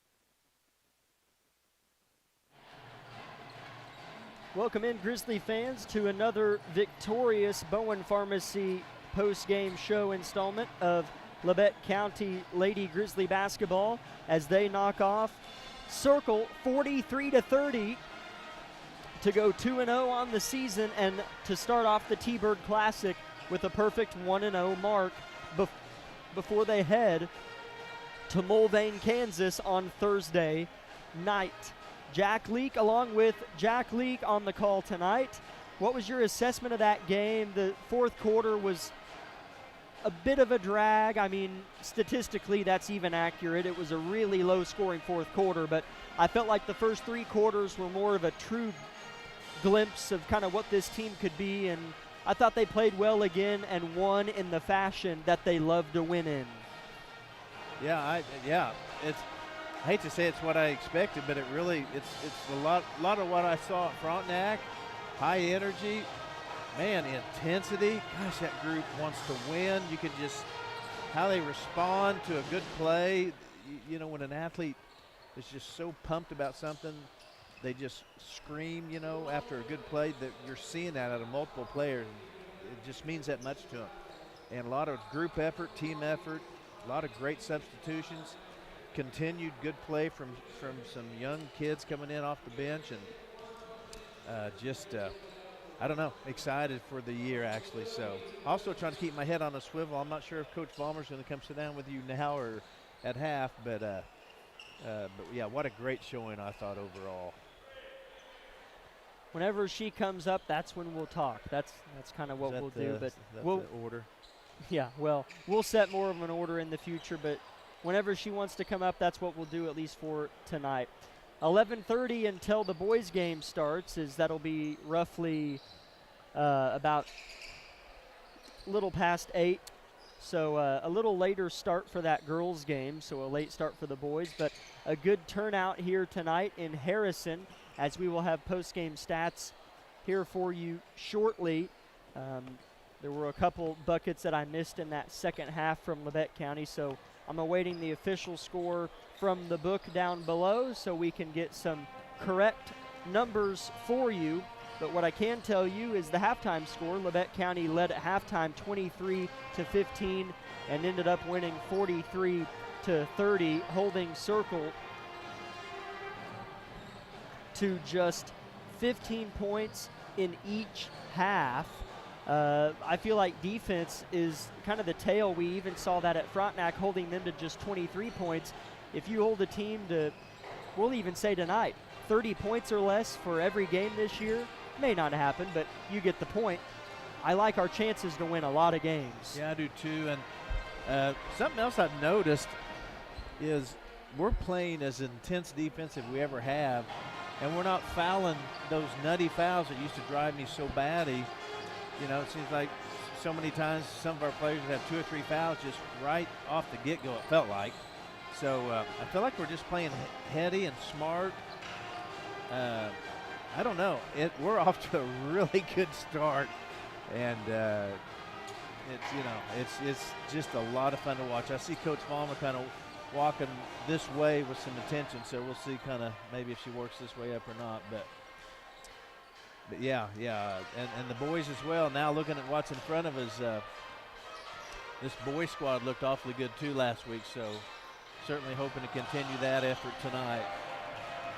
We will go ahead and make our way into the next portion of our broadcast with a Coach Vollmer interview. We'll step aside for 1 minute and have that next on KLKC Parsons.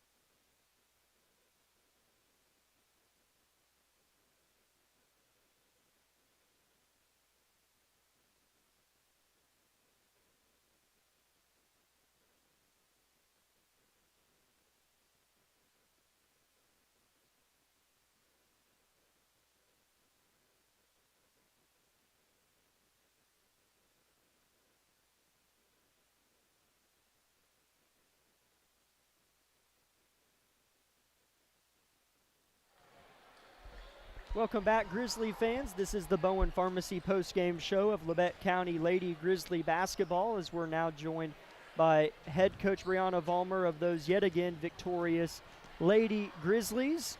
First couple minutes of the game, I'm thinking, man, this Circle team's much improved and, might be kind of tough to beat. And while certainly I think they are a fine team, that turned around quick. I feel like you played pretty well early. We played pretty good. We talked about their length and how that could be extremely effective against us. Sometimes we don't like length. Sometimes, we want to play a bit of a faster game, and we knew that we could struggle in that realm of things.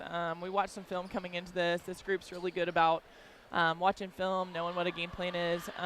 But we settled down. We talked about that. We knew on Friday at Frontenac we really started out 1,000 miles per hour. Yeah. Shooting shots when we know we can get a better shot. And so we talked about getting deep into our offense. And I think we even had a shot clock violation, which is kind of a extraordinary thing for us considering how quickly we take shots. But we settled in. Our defense, ran the show with some things, and then we settled in even more in that third quarter and just kind of played true Labette County basketball. And I think we've got to continue to rely on our defense when some things are not falling. But if I'm going to be picky, I'm going to talk about missed layups. Holy moly, we have to learn how to finish a bunny. And then, just playing our minutes when they come to us and not playing selfish basketball. And I don't mean taking tons of shots. What I mean by that is not always trying to pick somebody's pocket, trying to settle down and, try to get my teammate a steal on the press, trying to go set a great screen, trying to cut really hard and get somebody else open. So we settled down. We continue to get better. We got some really good minutes for some younger kids tonight, and that's going to be imperative moving into a game on Thursday, 2.5 hours from home. Yeah, and I mean, I totally agree with you. Get some of those things refined, knowing when to maybe go for the throat per se, the steal, whatnot. But, man, even without those things refined, it still looks pretty good. I mean, for December, whatever it is, second game of the year. I know coaches sometimes feel contrary to this because you might see the poor things, but I feel like you look pretty sharp for the second game of the year. Yeah, we did. I think our offense looked a lot better. I think we're kind of trusting in it a little bit more and understand, like, we don't have to create on our own. Like, let your teammates help you. Let those things create for you. And we're settling in. We still don't know our identity. I think we're always going to rely on the culture of our program, which is tough defense, getting stops, and then being disciplined in things. And I've always harped on, being attentive to the shot clock, and that's our bench's job. That's our fault for not counting things down. So, that's about playing discipline. I think I said the word discipline 10 times in the locker room at halftime, and it's just about being disciplined, especially, in a tournament week. So it's just preparing us for the future. And anytime we can get a win in this tournament is going to be a plus. It's going to be an awesome thing. So, and we did that tonight. We executed. We got a good win, and we're going in Thursday with some confidence. We got a road game, and we're going to get tested a little bit. 8 different scores tonight, led by Amory Baker with 11 and Landry O'Brien with 10. Boy, Amory was really nice last thing in that first half. Oh, yeah, absolutely. She played huge minutes, and that's what she's capable of. I think when she has some confidence in herself and she finishes at the rim, she's dangerous, and her rebounding ability, just her explosiveness, from the volleyball court to the basketball court is just paying dividends for her. So we're going to keep pushing her. We're going to keep relying on her and getting her touches in the paint, and that's going to open things up on the perimeter for us. So huge night for Amory. I'm happy and I'm proud of her. Fun, deep team to watch, Coach. A pleasure as always. Great win. Thanks for coming up. See you on Thursday. All right. Awesome. Thank you. Hi, Erica. Hi, DJ. Hi, baby Jade. Awesome. Thank you, Coach. Again, Labette County Lady Grizzlies 2-0 on the year. They win it 43-30. Just 3.5 minutes until the start of the boys contest, as of course, like all these games, they'll face the same opponent. Circle. We'll get into that one here in the Tank Connection pregame show for the boys. Let's go ahead and take a 30-second break to kind of separate the broadcast here on KLKC.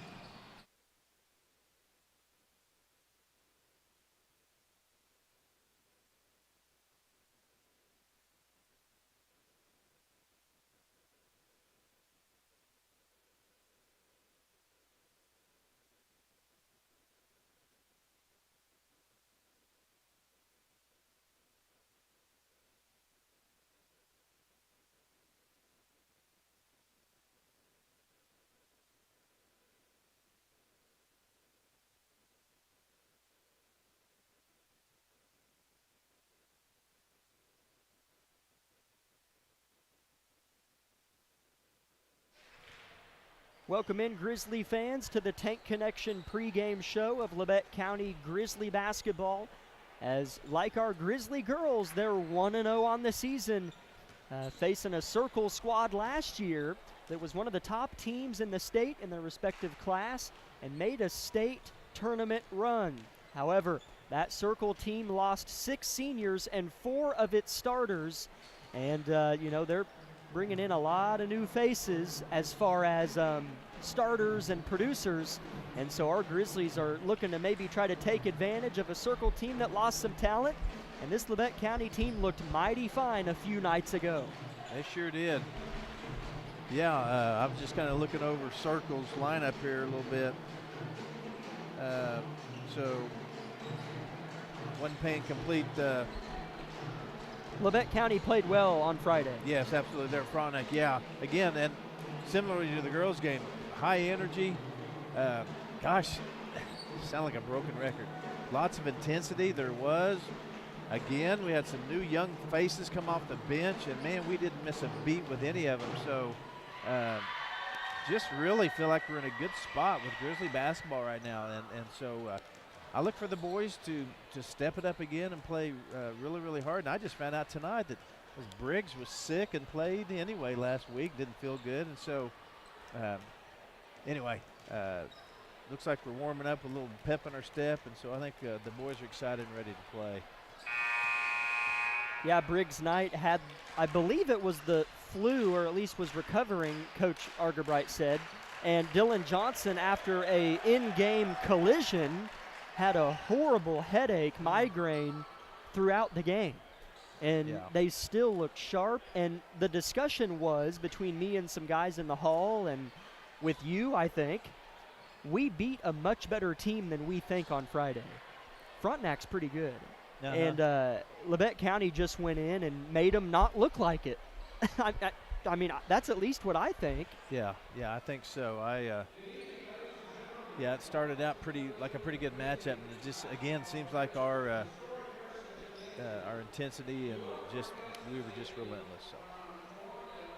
American flag tumbles down from the top of Harrison Gymnasium. Everybody arises to their feet, and we will be back in 2 minutes after the playing of our nation's anthem.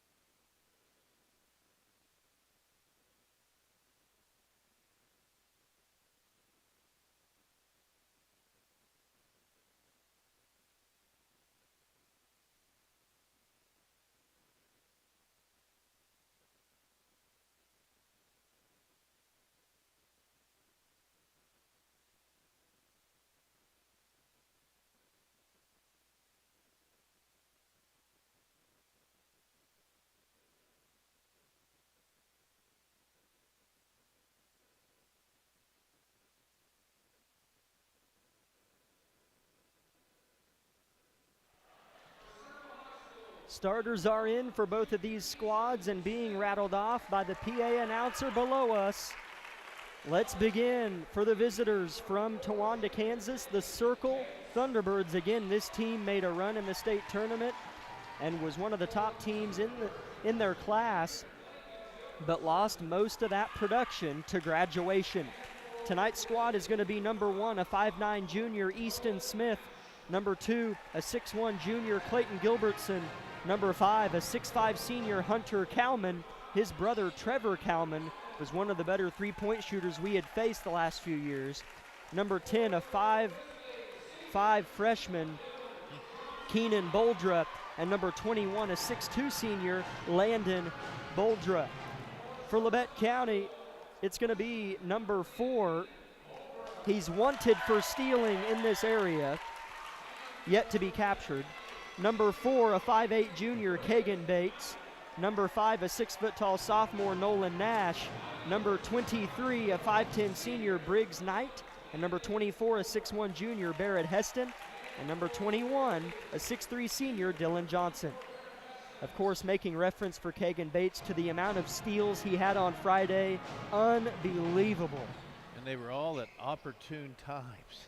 Yeah. If you remember late in the game when they kind of made that comeback and we had to have some defensive stops, and they got one of our rebounds, and as they were turning to go fast break, bam, there he was. Just he's sneaky with it, really slippery. This is the Labette County team that lost 2 collegiate-type basketball players. One went to play college baseball, Hudson Baker. One went to play college basketball, Xavier Phillips. And it's been fun to see what some of these players can do out of the shadow of those 2. And while that was a good thing while we had it, it's these guys now. And Barrett Heston was the one that stood out to me that understood, I got to do more. I'm one of the alphas, and he looked fast, faster, stronger. I mean, my goodness. I know, it's incredible what a year does for confidence and just maturity, I think, and it does change when seniors move on. And the idol you had a year or 2 older than you realize it's just my turn now. So, these kids really mature and step up. So it's fun to watch. Circle starts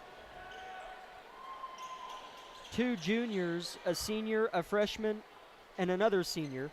And Labette County starts a junior, a sophomore, 2 seniors, and Barrett Heston's a junior as well. It'll be Barrett jumping up against Kalman, and Kalman wins the tip. He is lengthy, as Dad kind of mentioned earlier. Circle's got some length to him. As Kalman stands at 6'5", Labette County has 2 players at 6'3", and an illegal screen going the other way to start the contest. That's going to go on Clayton Gilbertson. Well, right off the bat, we'll take that. Let's just shift the ball to our side and see what we can do offensively. Head coach for Circle, Jordan Crawford. Assistants, Chad Leap and Luke McGinnis. For Labette County, head coach Bradley Argabright. Assistants, Brian Tucker and David Brown. And here's another foul on Circle on their first defensive possession of the game. Number 10's obviously a freshman, but he's a fine little player. Just watching him out there, he looks young, but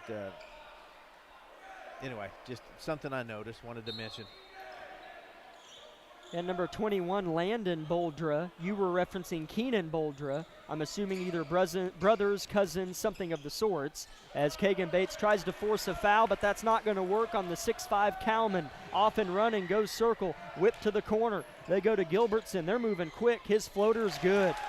Yeah, that looked good there. I mean, what do you say about that? So just have to put that behind us and see if we can't go score ourselves. Just like the Lady T-Birds, the T-Bird men are the team to strike first.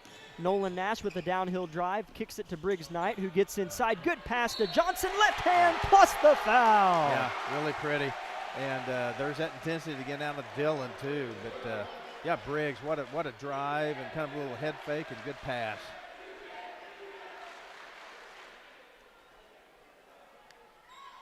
Two to two the score. Dylan Johnson trying to break the tie at the line. Just 60 seconds into this game. I don't know.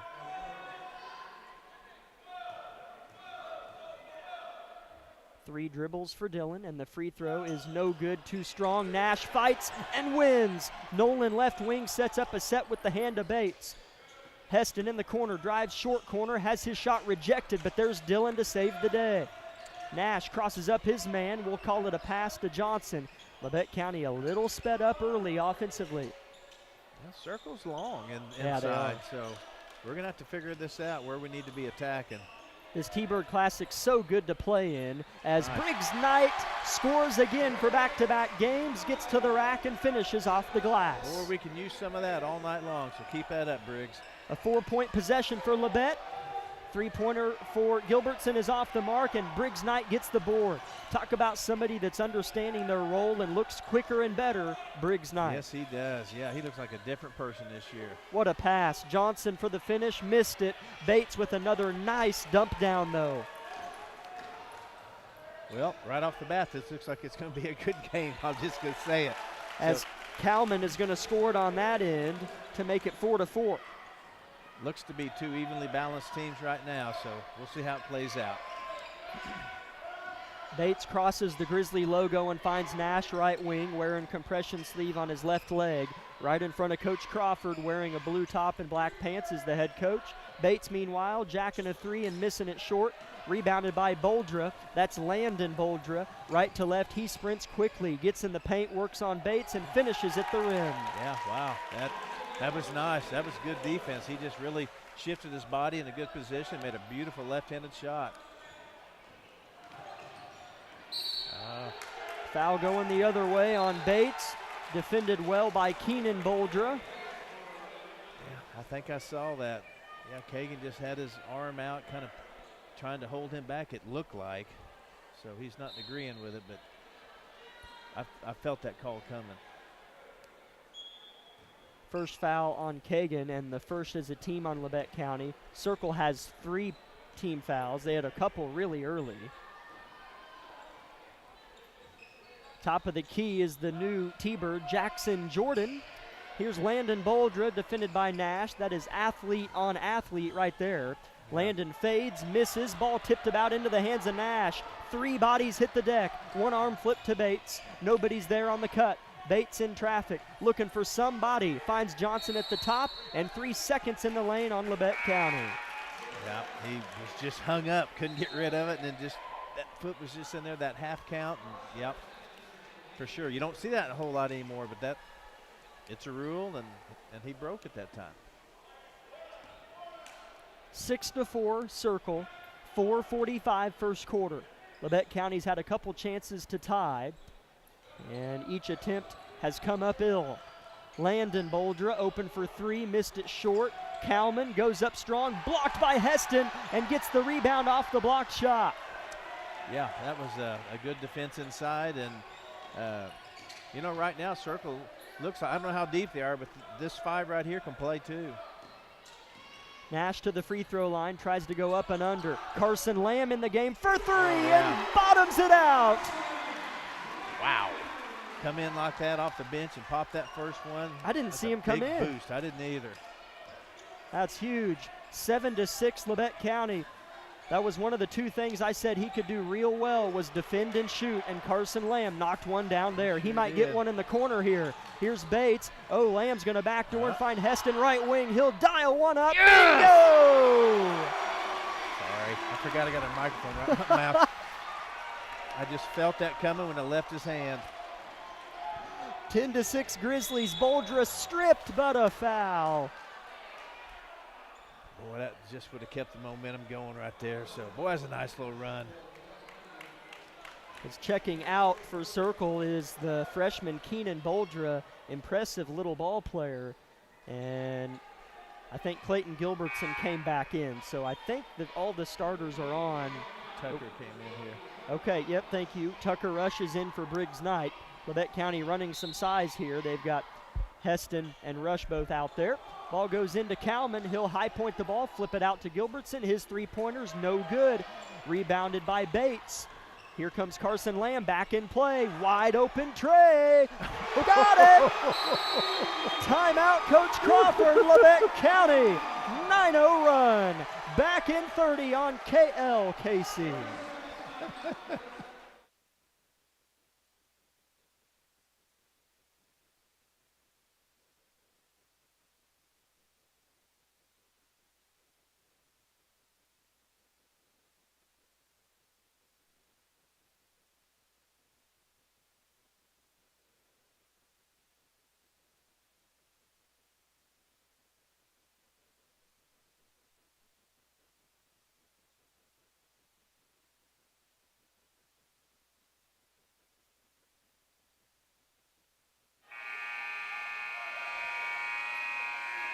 Labette County leads Circle 13-6 on the heels of a 9-0 run with 2 threes from Carson Lamb and a 3 from Big Bad Beef, Barrett Heston. I've been using that nickname, and you're the one that came up with it, and now you're on the call. So I'll sign the rights back over. Circle getting looks, though, and another 3 is missed. Tucker Rush high points it, and Labette can add to their 9-0 run. Nash gets past Boldra, touches the red-colored paint, Bates inside, finds Rush, a 12-footer, missed short, and rebounded by Landon Boldra. Long pass up ahead. Here's Smith at the rack, stripped, and they're going to say no foul, out of bounds, off Labette County. Okay, yeah, for starters, I like Tucker's shot down here. It was open, he took it, it was a good shot, and I appreciate the no call there. Sometimes, again, when your arm strikes like that, you refs just blow the whistle. Well played there. Long pass, had the opportunity to be stolen, but Landon Boldra has it. Labette doubled for some reason, leaving a Thunderbird open in the corner, and the three-pointer was missed. Underneath, a foul's going to be called on the floor, I think on Carson Lamb. I think he was on the backside. No, that was Barrett Heston. Yeah. My apologies. His first, and each team has 3 team fouls now. Back in is Keenan Boldra. He'll replace Easton Smith. Yeah, they just had better position on that rebound than we did, and we got caught for going over the back, so there you go. Tucker Rush defending Kalman. That's a good matchup. Kalman's hook shot rattles home. Long, tall, lanky young man right there. That's a nice shot out of Kalman. 13-8. Labette County in front with 2.5 minutes left in the first quarter. Carson Lamb at the top of the key, dribbles with his right hand, backs his defender down, finds Nash, and it's out of bounds off a circle, they say, staying here. I think during that timeout, their coach said something about guarding number 2. Probably did. Yeah. Do not leave him open again. Labette County set to inbound. Kagan Bates set to pitch it. Surveys the court, throws a long one to Lamb that lands in his hands, gets to the rack, touch floater, rattled out, Rush is there, and Mount Rushmore finishes it at the peak. Big, strong, young kid in there. Wow. Fought, made a beautiful soft touch shot. I have the rights to Mount Rushmore, and you have the rights to Beef. The nickname signage. And a turnover on Circle. And right after the whistle, Coach Argerbright, you could audibly hear him scream hooray. And his team's up by 7 and rotates Briggs Knight in for Nolan Nash.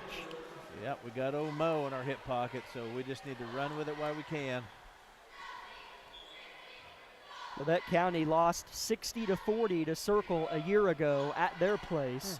Again, I mentioned, this Circle team lost some really good players, but we lost a couple too. Yeah. So these are, 2 good teams here. Briggs Knight looks confident with the ball and finds Bates on the far left side of the floor. Labette County working the hardwood left to right. Bates, infamous touch floater, rattles off. He'll get his own miss. Way to stick with it, partner. He'll throw it in, and it's picked off. Here comes Circle right to left. Easton Smith will throw it across the court. Man, this game has a lot of moving parts.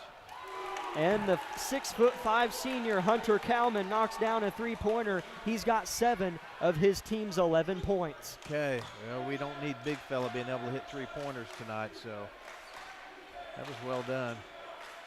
Labette County 15, Circle 11. 60 seconds to go in the first quarter. Bates gets by his man into the paint, shimmy shakes, misses. There's Rushmore again, and Tucker Rush finishes it and lets out a shout of his own. Yes, he does, man. He means it too. That's a great penetration and drive as well by Bates, though. Kalman wants another and misses it. Rebound Bates. Labette County only has 1 second between the shot clock and game clock, and Bates is fouled. That'll be the 4th team foul on Circle. Now, there's 35 seconds on the clock and should be, the shot clock will be off because it's 34.9 seconds. Yeah. So Labette County can do what they do really well, and that's hold for 1 shot if they want to. Well, we'll see what Argerbright tells them to do. That's probably what he'll have them do, is try to just get 1 shot here. 26 seconds left. Nash is going to be doubled. Heston wide open, why not? Short, grazed the front of the rim, and now Circle gets a chance. But what better look could you have gotten? Yeah, Barrett Heston's open. Argerbright's going to say pull the trigger every time. 10 seconds first quarter. Landon Boldra at the paw. Gilbertson shakes, gives it to their point guard, Smith. 3 seconds, defended well by Labette County. Smith defended real well. Oh, they call a foul. Oh, boy. Smith bailed out somewhat there, and he's going to shoot 3 with 0.1 second on the clock in the first quarter. I want to say he sold that well, but that official, I know Well's a good official. Yeah, he's it is. standing right down there, so I'm sure there was contact. First one rattles out. A little bit of good juju there.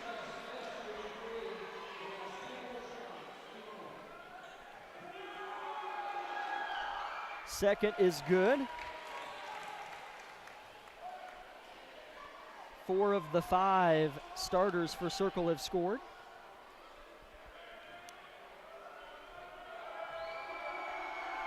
His second is no good. Doesn't really hurt you too bad. At the end of one from Altamont, Labette County 17, Circle 12. Good looking first quarter, but 3 more to go. We'll be back in 1 minute on KLKC. My name is Bria, and I'm a pharmacist at Bowen Pharmacy. I'm here today to tell you about one of our patient programs, Meds to Beds. Bowen Pharmacy South is located in the medical office building at Labette Health. Our staff works closely with the doctors, nurses, and social care workers to ensure that your transition out of the hospital is an easier and more convenient experience for you and your loved ones. If you are having inpatient or outpatient surgery, we will get your medications directly from your doctor and deliver them right to your hospital bed. If you are having a baby, we will get your medications or anything else that you may need to get your family home without the hassle of making several stops along the way. Whether you're here for a few hours or a few days, we are here at Bowen Pharmacy and Bowen Pharmacy South to help get you well without any interruption in transition of care. Just ask for Meds to Beds. At Bowen Pharmacy and Bowen Pharmacy South, we are here for you today and we are here for you tomorrow.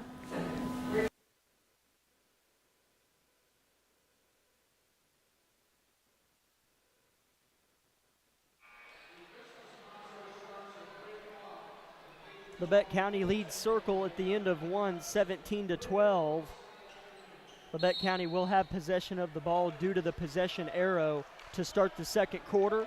And here we go in probably about a 70%, 65% filled Harrison Gymnasium, maybe a little more. And Labette County turns it over. Bates slow to get up, ran into some trees. Up ahead, that's going to be a block, good call. And 2 free throws coming up for Jackson Jordan. Didn't start for Circle, but has played a lot of minutes. Yeah, I really like Kagan and how he penetrates. I think if he watches this film, he'll be the one to tell you that was probably a little bit of a force, but he always goes down hustling and trying like that, so I'll take it. So this will be the 4th and 5th consecutive free throw for Circle, as right before the end of the first quarter, Smith got fouled on a 3 and only went 1 for those 3. And here's Jordan missing his first free throw. 1 more to come.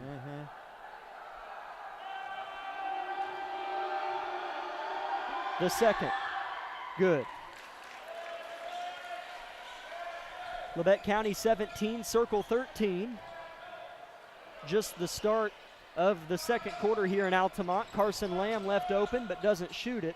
Coach Argerbright barking out orders.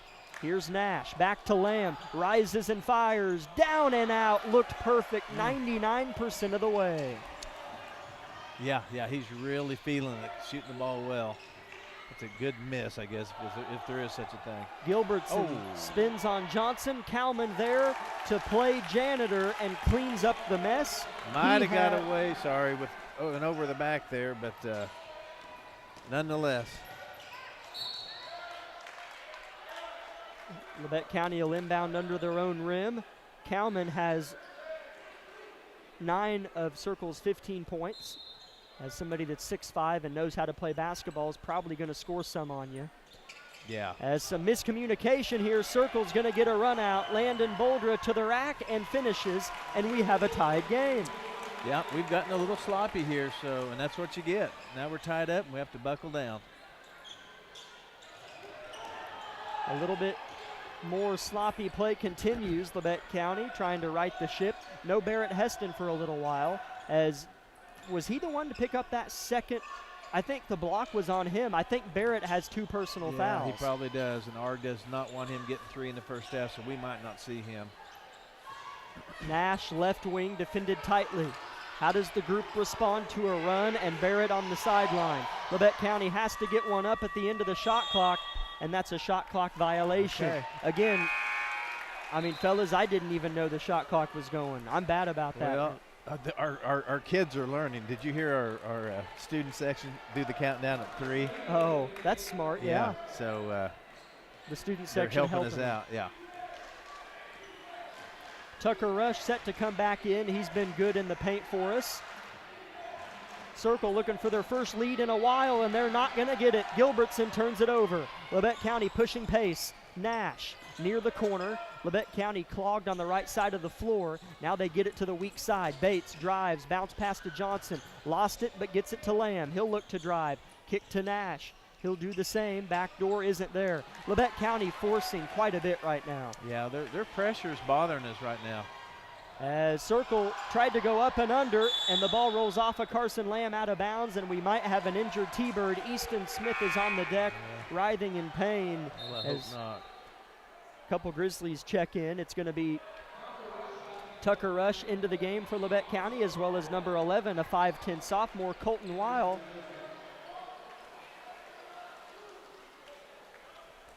Yeah, some more fresh faces and new faces getting in here. So this is great experience in this tournament. So let's just let them have at it and learn on the run. As I guess they overturned the call and gave it to Labette County. Not 100% sure there. Here's Tucker Rush underneath. He's going to have to pass out of it. Give it to Weil in the corner. Here's Knight. Had a floater but didn't take it, and 3 seconds in the lane on Rush, I believe.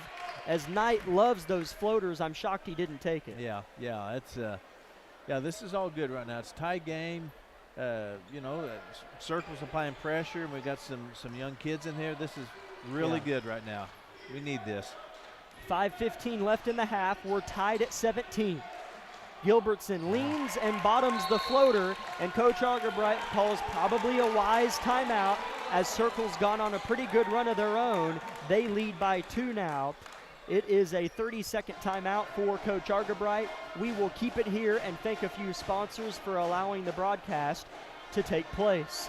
Labette Community College, Forbes Hoffman Funeral Homes, Clemens Insurance Agency, Labette Health, Woodworth Enterprises, Commercial Bank, Carson Wall Funeral Home, Tank Connection, Eye Care Associates of Parsons, Doctors Newland, Gilmore, and Ray, Labette Bank, the Bartlett Co-op, Labette Center for Mental Health Services, and Community National Bank.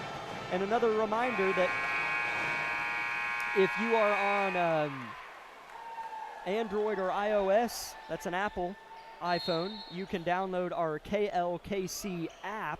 I have it downloaded, and it works anywhere that you have good signal, and you can listen to the games or any programming throughout the day on your phone. Labette County down by 2 here at home with 5 minutes left in the half. Knight can't get called for a hook. That's what Coach Crawford wanted. Misses the floater. There's Weil with the board. Bates tonight for the lead in the corner. Short. Tucker Rush fights, and it goes off his fingertips out of bounds. Felt like a better possession. We didn't get any points out of it, but seemed more under control, a couple good looks. That's okay. Have to defend now. Labette County picking them up in a press that kind of our girls team runs a little bit, it looks like. Back in the game is Keenan Boldra, the freshman, for Circle, and Colton Weil gets his hands on a pass again. Those are the things he does well. Yeah. Is rebound, dive for a loose ball, and he can shoot it really well too. Yeah, it strikes me as a real disciplined player. He's where he's supposed to be, real heady. Ball goes in, Circle avoids a turnover. Bates almost snatched it. 19-17 Towanda in front of Labette. 4.5 minutes into this left in the second quarter. Landon Boldra, one of their better athletes, my early assessment, with the ball with 5 seconds left on the shot clock, hits the deck, he slipped and fell. Weil, long pass to Knight, and Labette County will settle down in the half court here. Bates in the corner looking for the tie here, hits the deck, turns it over. Here's Kalman. Right to left goes Boldra with it. Hook pass to his brother in the corner for three. Got it. Well, you know, he caught that and didn't even flinch, just let it go. So here we are down 5. Just need to work our way back in. Got to defend, though. A big 350 here. Rush underneath, shoots it and scores it. A big bucket, and Labette County needed it there. Boy, we sure did. That's some high percentage shots from down there. So Labette County's got to get back here. Kalman for three again. Missed it. His brother, I'm sorry, that's not Kalman. It was Boldra who shot the three, and Kalman rebounded it. And then we have a foul on Weil, and it'll be 2 free throws for Hunter Kalman. okay, yeah, lots going on here. We've got 3 minutes here to just defend and try to keep this game close like it is. First free throw is good for Kalman. He can shoot it. He has a 3-pointer, two pointers, and a free throw. Yeah, he's a nice player. Heston's back in, and Dillon, so little rotation here right before half. They have to play smart, though. They can't be no sloppy fouls out of these kids with 2 fouls. Second free throw is missed, and the long rebound goes to Kalman, who was shooting the free throws, and he misses his jumper. Yeah. It's on the deck. Gilbertson shoots it. I don't like that. And he missed it. I thought for sure that was going in. And here's Bates with an aggressive rebound. Labette County down 4 with the ball. Carson Lamb in the game as well. A few players slipping and falling. Bates in the paint, up and under his defender. Lost it again. Turnover Grizzlies. Long pass. Corralled in the hands of Smith. He'll pull up and miss it short. Rebound Nash. Boy. Yeah, it's a frenzy right now. We really need to get settled, I feel like. Get Kagan back in the moment, in the present, and just get a score here. Just 2 points for Labette County in this quarter, and they're only down 4 with 2:40 left in it. Bates given room. Why not? Short. Circle rebound to Kalman. Yeah, I like the shot. It was there. It was a good shot. Almost made it. He needs to take that. Landon Boldra with a good move. He dribbled into his defender, but they call it on the defender. And that will be on Nolan Nash, the team's 3rd and his 2nd. Okay. Yeah, that's just tough to defend when the guy dribbling the ball can kind of go into you as he shoots. I guess we can do it too. It just almost seems backwards. Or maybe a no call. Yeah. He did miss the first. Boldra has one more.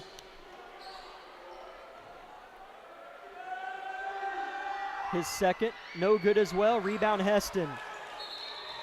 As Kalman's going to kick a ball out of bounds, and Labette County needs to hit the reset button.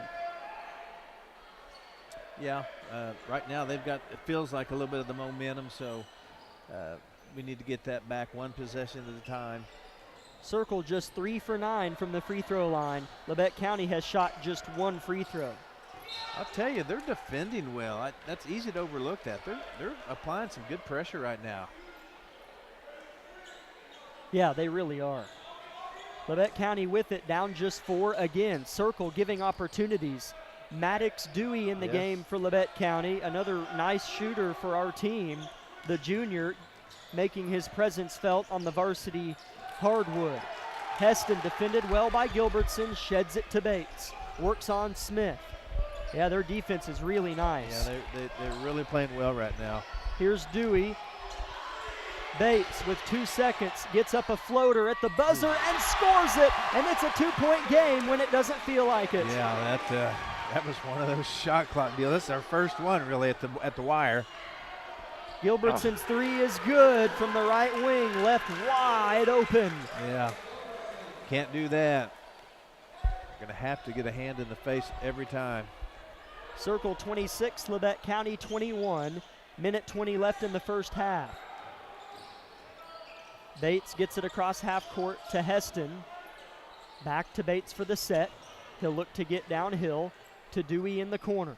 Maddox surveys, looks to drive, loses his dribble just a little.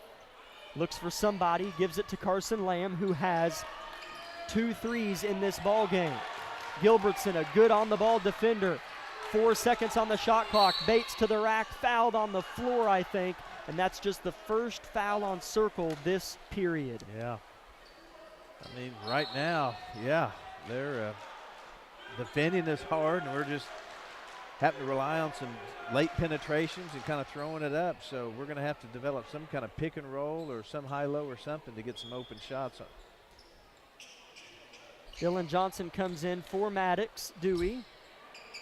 Carson Lamb rotates it to Nolan Nash. A fresh 35 on the shot clock. 47 seconds left in the half. Labette County just trying to look for an open shot. Yeah. Here's a ball screen. Lamb gets to the rim, missed the layup, rebounded by Circle. And they're going to hold for one. That was pretty all the way through. We needed that. That was just a really good move. It's unfortunate it didn't go in. Had a lot of traffic going on, not as easy as it might look. Labette County went on a 9-0 run in the first quarter to go up a handful, and Circle in the second quarter has taken complete control. Gilbertson to the rim. I don't know how that's on the defender. I don't know. He jumped in. Yeah, that's I mean, that's routine. He's supposed to call it, I guess, but I just don't know how. So he's going to shoot 2 with 6.7 on the clock. There's no better defensive position he could have been in. And the first free throw is good. Gilbertson, one of their better shooters, has 8 points on the game. Yeah.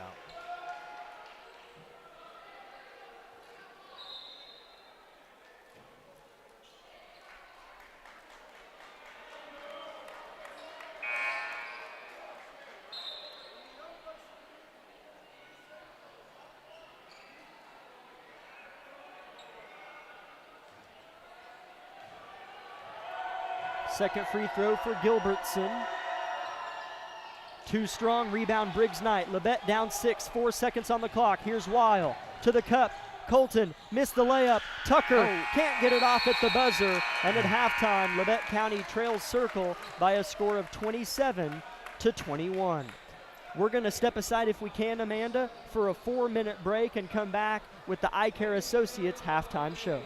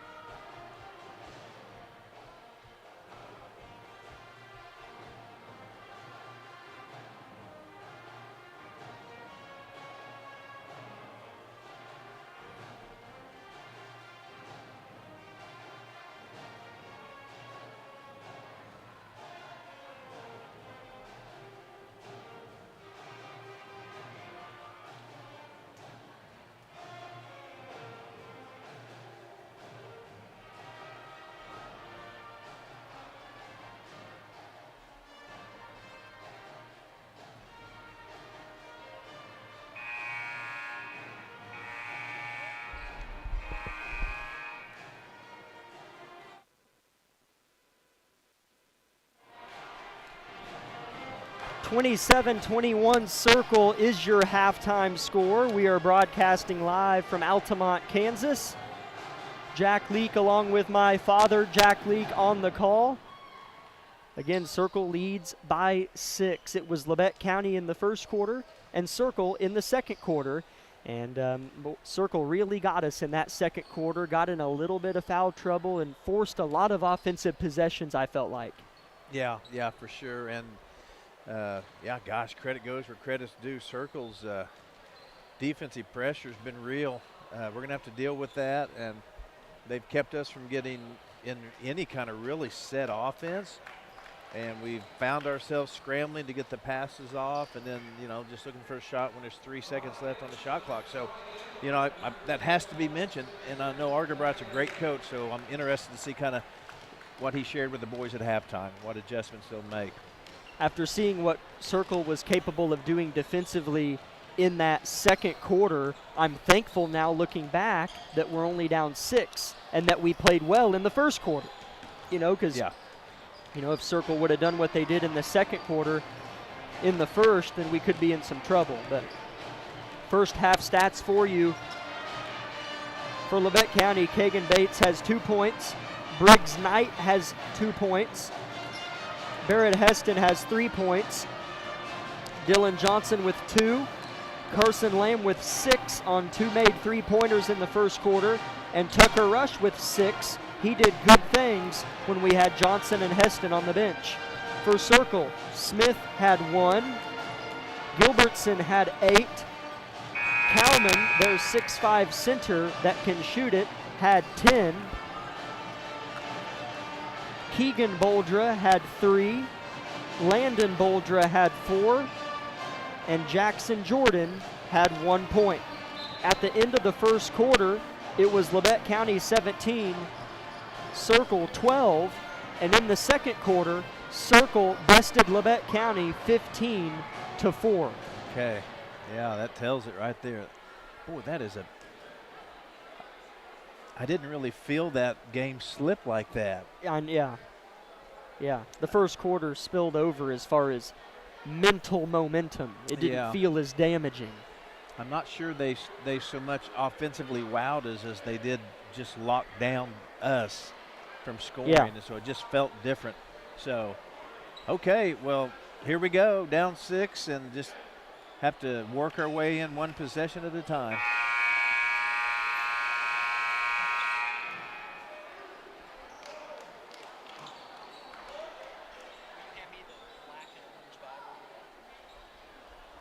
Circle will get the ball to start the third quarter, working the floor left to right. Labette County wearing their home white uniforms. Circle on their road blue uniforms. Labette County trying to stop the bleeding after a rough second quarter. Looks like starters on the floor for both teams. Here's Cowman, kick out, 3-point shot on its way, an air ball deep, and Keegan Boldra is going to save it to Briggs Knight. And he nearly has it stolen, but he's able to maintain, is the Labette County guard. Yeah, well, here we go. We'll just kind of see how this defense, the pressure, the matchup is right now for us. Barrett Heston underneath, tries to get a floater to go, but misses. Johnson's putback is missed as well. Landon Boldra with the rebound. Left to right, Circle bleeds out, getting to the rim and missing, but he's fouled is Landon Boldra. And he grimaces a little bit as he's helped to his feet. It looks like they're wanting to make a lot of their points in transition. Just get it and go and just attack the rim and hope for a foul. So far, they've been able to do that. Just go straight to the rim.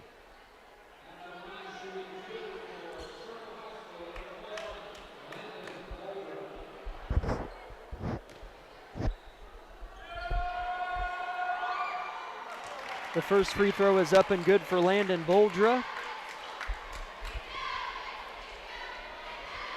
Circle went 4 for 11 on free throws in the first half. Have to imagine they're not happy with that number. And Landon goes 2 for 2 to start the third quarter. Circle leads by 8 with 7 minutes left in the third. Nolan Nash works on Gilbertson, gets to the rack. Hook pass goes to Bates on the left wing. He'll stutter step and drive, lean into all 6'5" of Cowman and miss a contested one, but get his own miss. A no-looker goes right to Boldra, long pass to Keegan Boldra, and he traveled and turned it over. Yeah, something wasn't right. That was a travel. You could just tell.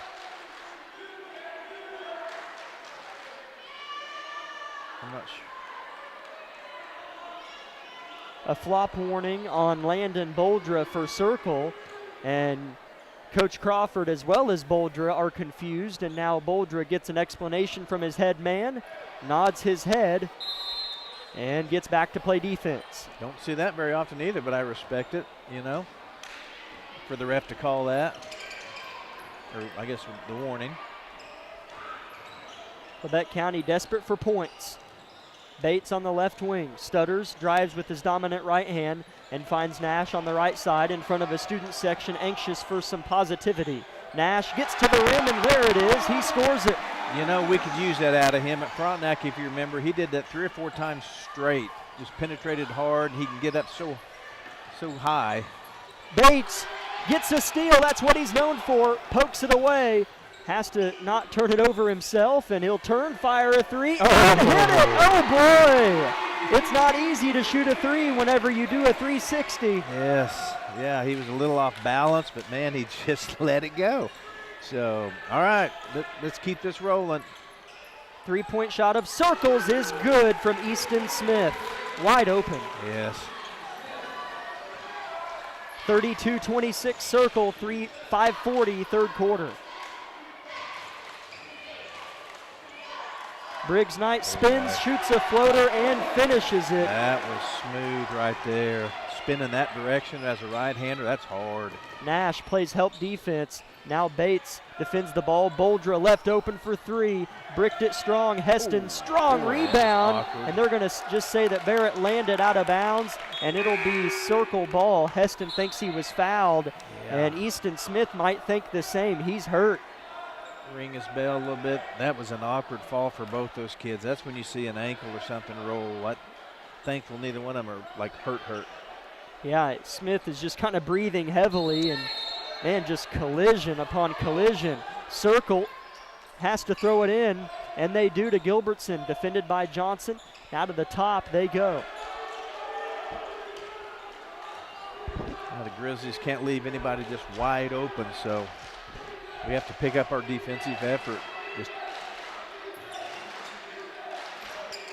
Boldra on the right wing. He's been kind of the informal point guard, a vocal leader for this team. Here's a missed floater, rebound Nash. Labette County only down 4 with 5 minutes to go in the third. Here's a cross-up. Bates in the corner, rings it up, in and out. It rattled all around that orange-colored rim. That was a better look again, though. We got some penetration, kicked it out, so that's what we need to do. Bates with good hands. Boldra, Gilbertson at the top. Shimmy shakes, step back 3 is pulled down. Circle really wants to shoot a 3, but they can't find an open enough crevice. Pick and roll, read well by Nash. Labette County picking it up defensively. Yes, we are. Yeah, that was another good defensive possession right there. Must turn in 2 points. Good backdoor Knight underneath, almost got the and one, but Briggs will settle for 2 free shots. Yeah, I like it. The last 2 minutes has really been in our favor, so we need to make these free throws right here. 32-28 circle, almost the halfway point third quarter. Briggs' first free throw is good. Carson Lamb checks in for Dylan Johnson.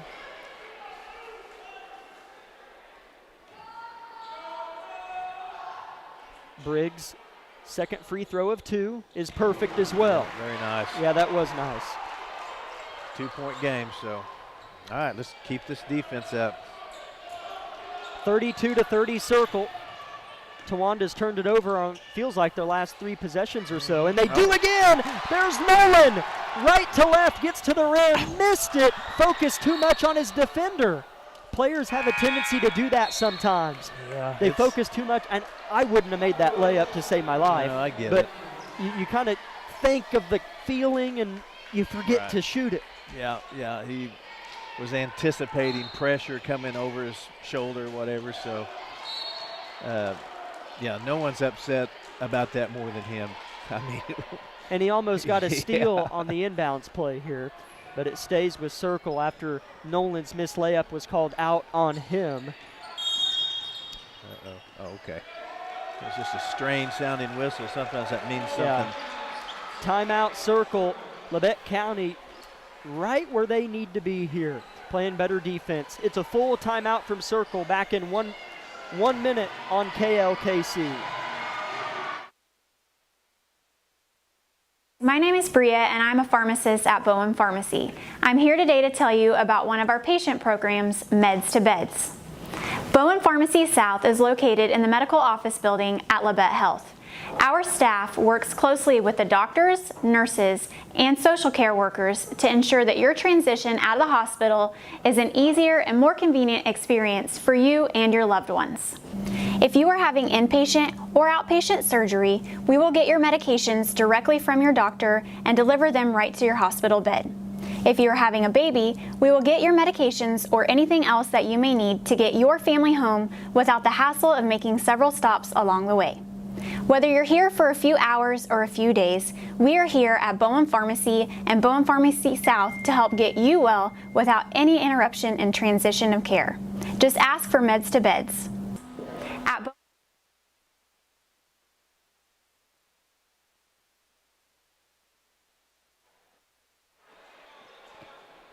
Labette County trails by 2 here in their home opener.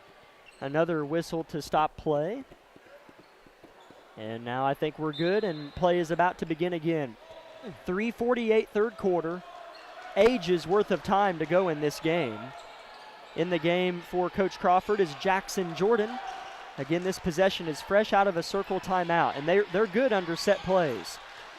Smith at the top working on Lamb. Good defense. Jordan to the rim, back to Smith, given room. He's a good shooter. This one comes up short. Heston with the board. He'll go ahead and take the long ball. Shouldn't have done that.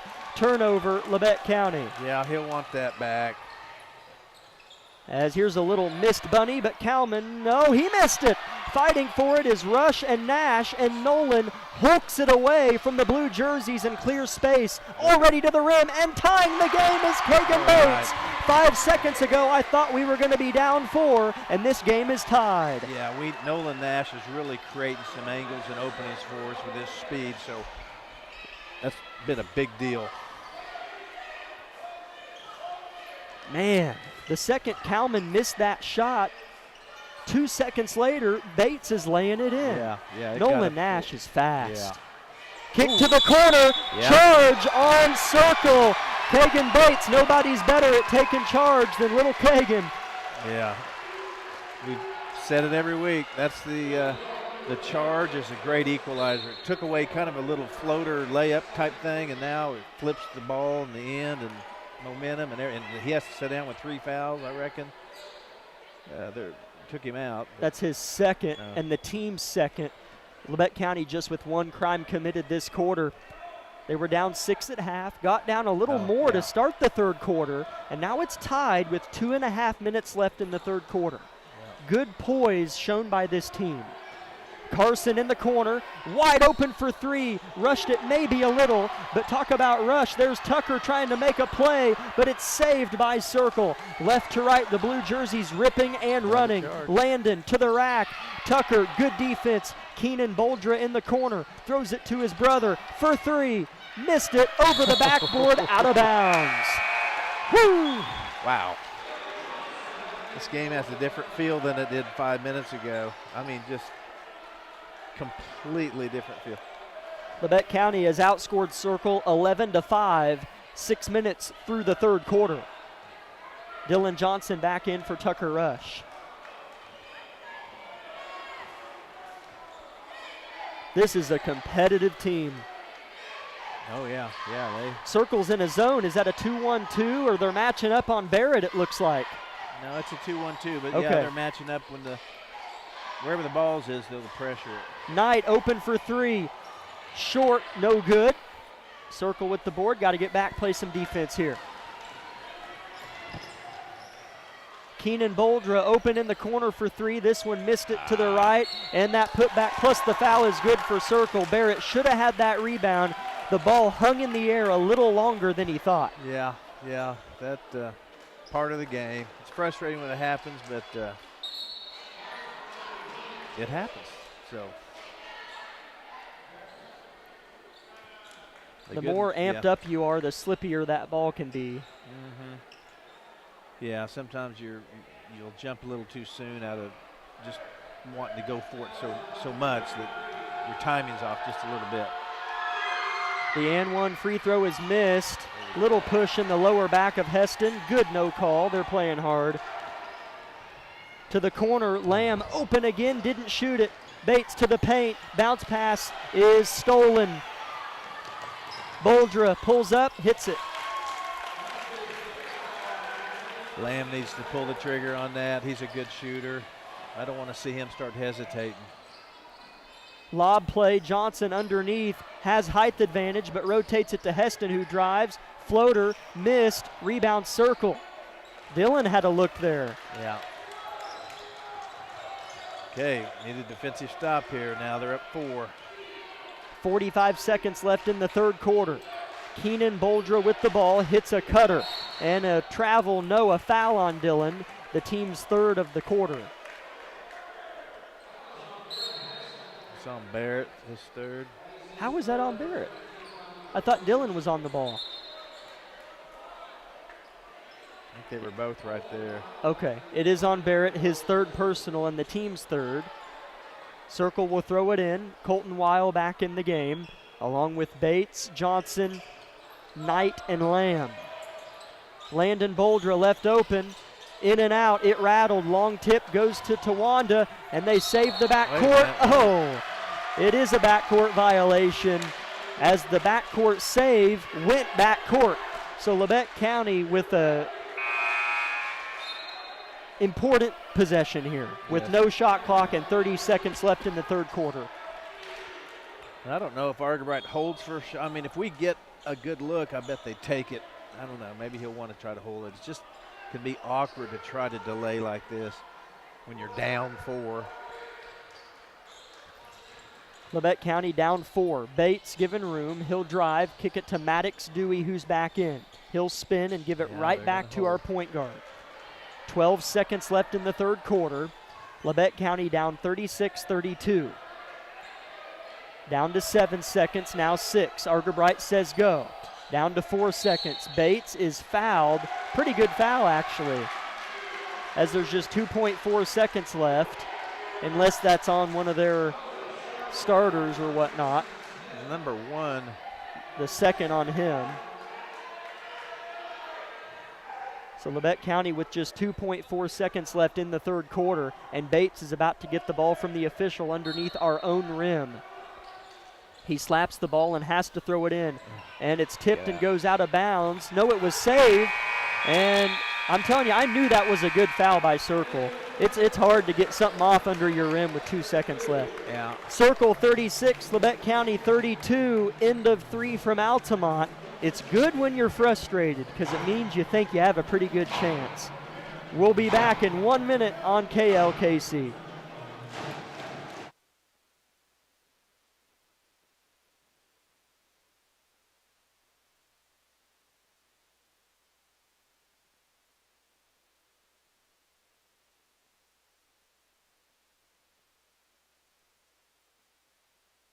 My name is Bria, and I'm a pharmacist. Discover what you've been missing in Parsons, Kansas. Curious Minds Discovery Zone, a children's museum that inspires a love of learning, with hands-on exhibits for all ages to imagine, create, learn, and discover. Kids enjoy looking through microscopes, building on our magnetic ball run wall, creative play in our doctor's office or grocery store, and lots more. Discover, explore, Parsons, Kansas.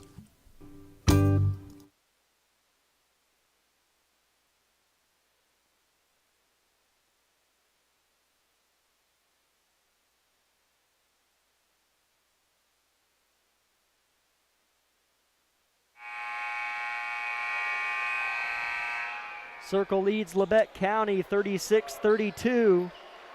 to start the fourth quarter. Labette County will get the basketball.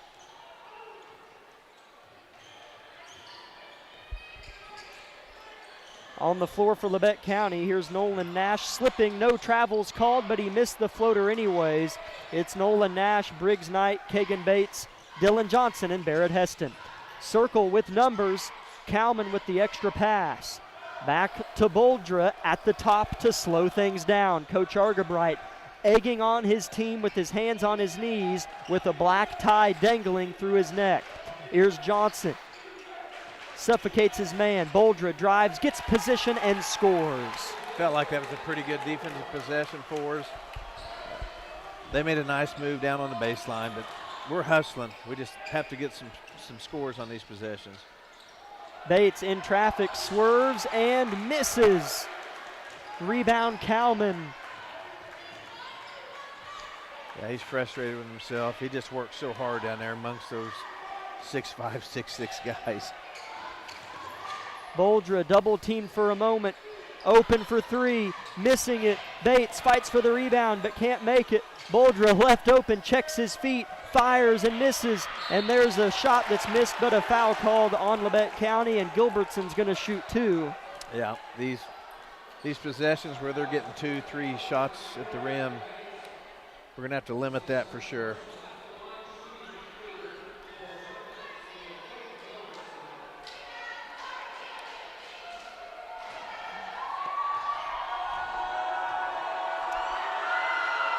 First free throw is up and no good for Gilbertson.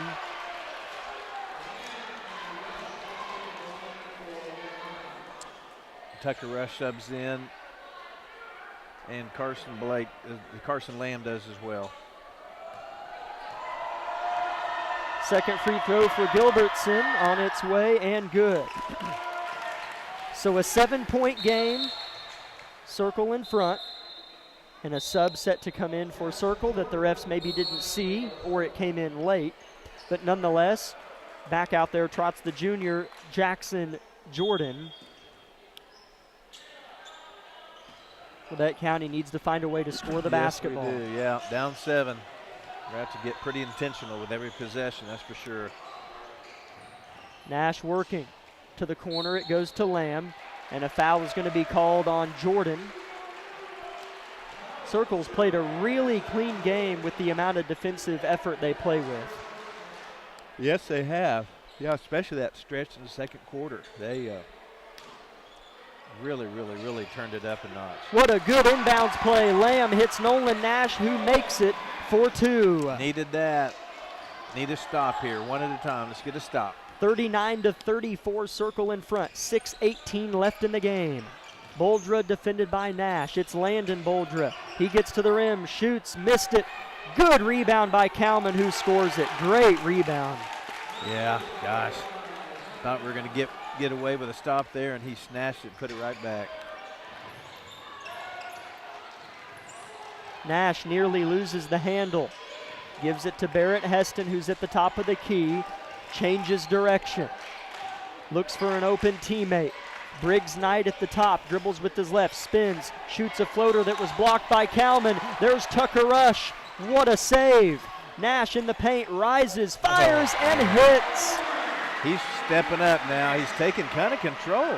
He's wanting the ball, and then when he gets it, he's just finding a way to get in there and score. Tucker Rush kept that possession alive. We've got to stop Landon Boldra. That kid's getting by us and creating fouls and offensive rebounds, and he's turned it up, I've noticed. Yeah. Timeout, Coach Crawford. Labette County down by 5 with 5.5 minutes left. Plenty of time here on your home floor to get back in it. We'll keep it here and thank our sponsors. The Bartlett Co-op, Labette Center for Mental Health Services, Community National Bank, Vollmer Cement Finishing, Wood Insurance Center, USD 506, the Corner Store of Altamont, Olson Ace Hardware, and SEK Orthopedics, Doctors Mosier and Meister. Circle basketball out of the Coach Crawford timeout. We haven't seen Labette County call really many timeouts tonight, just 1 or 2 from Coach Argabright. Another stoppage of play and a wet spot on the floor after the timeout from Circle. They'll get that taken care of. Ref's giving it the shoe test. Got a good clean squeak. Yep. Ball is inbounded, and Bates is harassing the freshman Keenan Boldra, who goes behind the back. Boldra gets it off to Landon Boldra, and he gets downhill to the cup. Blocked by Tucker Rush. Finds a point guard, and here we go. Yeah, so that was a good no call right there. It kind of blocked the shot, and then they hit bodies, but there was no foul at all. 5-point game. Circle in front. 5 minutes left. Labette got a stop. Lamb in the corner, bounce pass from Nash. Rush sets a screen away from the ball. Tucker collects it and traveled. He juggled his feet and got called for the walk. Yeah, that's okay. I think I saw that as well. He's doing a lot of things right and well, so here we go. Just get it back right here. Ball goes into Boldra, who's got 2 Grizzlies behind him. Keenan Boldra for 3. Got it. Well, we did not need that. He popped it, so. We had 2 players go for the inbound steal. Yeah, left him wide open. You can't do that. He's a fine shooter and defender. Good little player. 8-point game. Lamb back to Nash. Pivots and drives. Pulls up. Thought he might have a chance at an and one, but I think he'll get called for the shooting foul. So Nolan Nash is going to shoot a pair of free throws here in crunch time. Yeah. That was a big play. Yeah, it was. With each make and each tick of the clock, it just puts that much more pressure on every possession. So that was a good shot by Nolan right there. We need these. This is going to be Labette County's 5th free throw of the game. Circle hasn't shot that many either, but Labette County hasn't gotten to the line a whole bunch. Yeah. But Nolan makes both of them, and he has 8 points all in this half. Really going to have to lock in here. Down by 6 with 4:15 left. We need this crowd to get behind us. Landon Boldra gets a prayer to go from the free throw line. Gosh. They're scoring when they need to, too, so. Lamb with a quick trigger in the corner, bottoms it out, and Coach Argabright calls a full timeout with 4 minutes left in the game. We weren't really getting defensive stops, so I like the timeout. 46-41, Labette County down. What a shot by Carson Lamb, needed it badly. Yeah. Back in a minute on KLKC.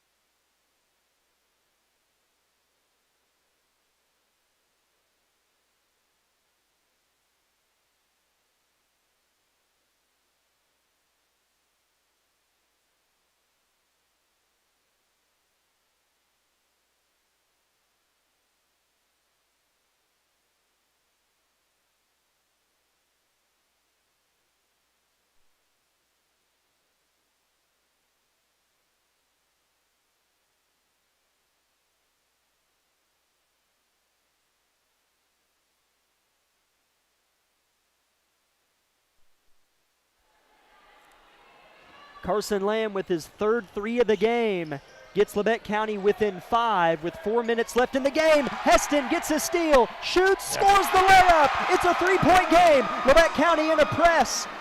Tawanda gets it in though. Labette's got to get back and play some good half-court defense now. Wow. That's a walk. Yes. And a travel's called on Circle. Anytime the whistle goes tut-tut-tut, it's going to be a good thing if you're the defensive team. Yeah, it's generally either a charge or or a walk like that. So, my goodness, the momentum of basketball just never ceases to amaze me. So I know we're in this thing thick right now. A 3-point game. It was 8 just a second ago, and it felt lowly. 3:30 left in the game. It's Knight, Heston, Johnson, Bates, and Nash in the game for Labette County. Dylan can shoot that. Dylan's a good shooter, one of the better ones on the team, actually. Knight in the paint with a give that's intercepted. Got to limit those if we can, for sure. Briggs has played well tonight. Lamb set to check in. Landon Boldra in the paint again. Fades, fires, and misses. Gets his own rebound, which has been a very common theme in the second half. Yes, yeah, he's a player. He's wanting to step up and take this game on his back. We're going to have to limit him. Bates gambles, misses. Got to recover, and they do well. Bates is defending Kalman. The switch was miscommunicated. Smith missed it. Rebound goes to Heston. Labette County out and running. Bounce pass intercepted. Here comes Circle. Gosh darn it. Yeah, possessions are too important. Gilbertson working on Johnson. Just got to get a stop. 2.5 minutes left. Labette County down 3. Johnson defends the ball well. He's got to stay on him. Kalman from 12, short. Rebound goes to Nolan Nash. Right to left, Labette County in their white jerseys go. Nash to the cup, shoots, and a block is called, and Nash is going to shoot 2 free throws. Yeah, that was obvious, and again, that official won't miss that. That was a block, so that's the right call. So hopefully Nash will go through his routine and continue his good shooting from the free throw line. He's done well.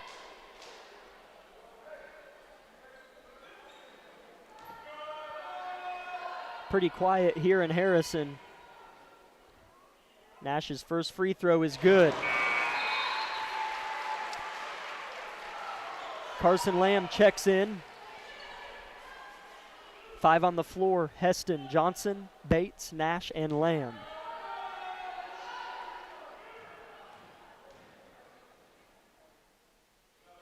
Nash's second is missed. Don't want to foul. A near travel. Got to get on the floor.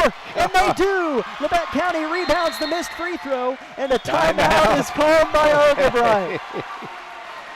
Oh, what would I do all winter long if we didn't have basketball?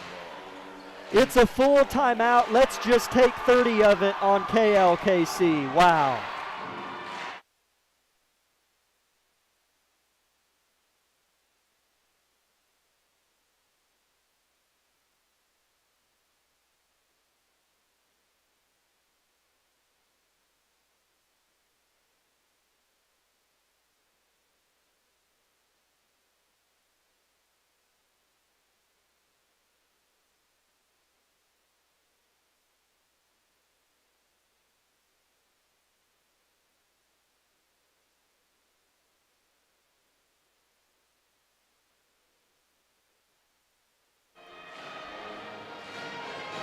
It's what they call crunch time in Harrison. Circle 46, Labette County 44, and Labette County will have possession of the basketball here in a moment. What more do you want? You got the band, you got the student section, you got the moms and dads, the players. I mean, it is lit up in here. So this is fun. Funner if we win. That's right. Bates set to inbound for Labette County. Looking, still looking, and 5 seconds is the call. Turnover, Labette County. At the bottom of your list on things that you wanted to happen right there. That was a quick 5, but you should have been able to get it in quicker than that. Yeah. And Nolan Nash might get a steal. Oh, and he lost it out of bounds. Oh, boy. I tell you, though, we're stepping it up. You can just feel the intensity on every play. We've had a lot of steals and breakups here this last 2 or 3 minutes out of our defense.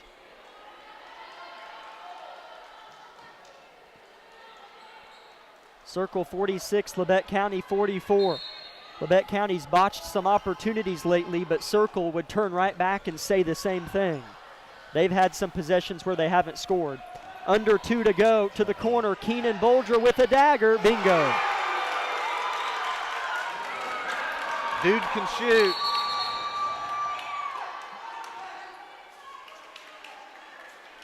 a bench warning. A bench warning on Circle, and Coach Crawford's getting an explanation. They come to terms, and Labette County's about to have the ball down 5 now with 1:50 left. He's taught us you cannot leave him alone. I don't know I'm sure whoever's supposed to be guarding him was hustling somewhere else, but he will make that shot. Labette County throws it in to the paint, nearly intercepted. Out of bounds it goes, though. You can't have an empty possession. Yeah, 1:44. Yeah. Now, yeah, crunch time's right. Yeah, we need to make it each possession matter. A screen for Nash. His first three-point shot of the game is missed, but there's Barrett. His pass to the corners tipped and intercepted. Here comes Circle the other way.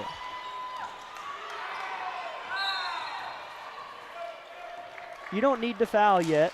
I would wait one more possession for that. Timeout Crawford. Labette County down 5 with 90 seconds left, having to play defense. Back in 1 minute on KLKC.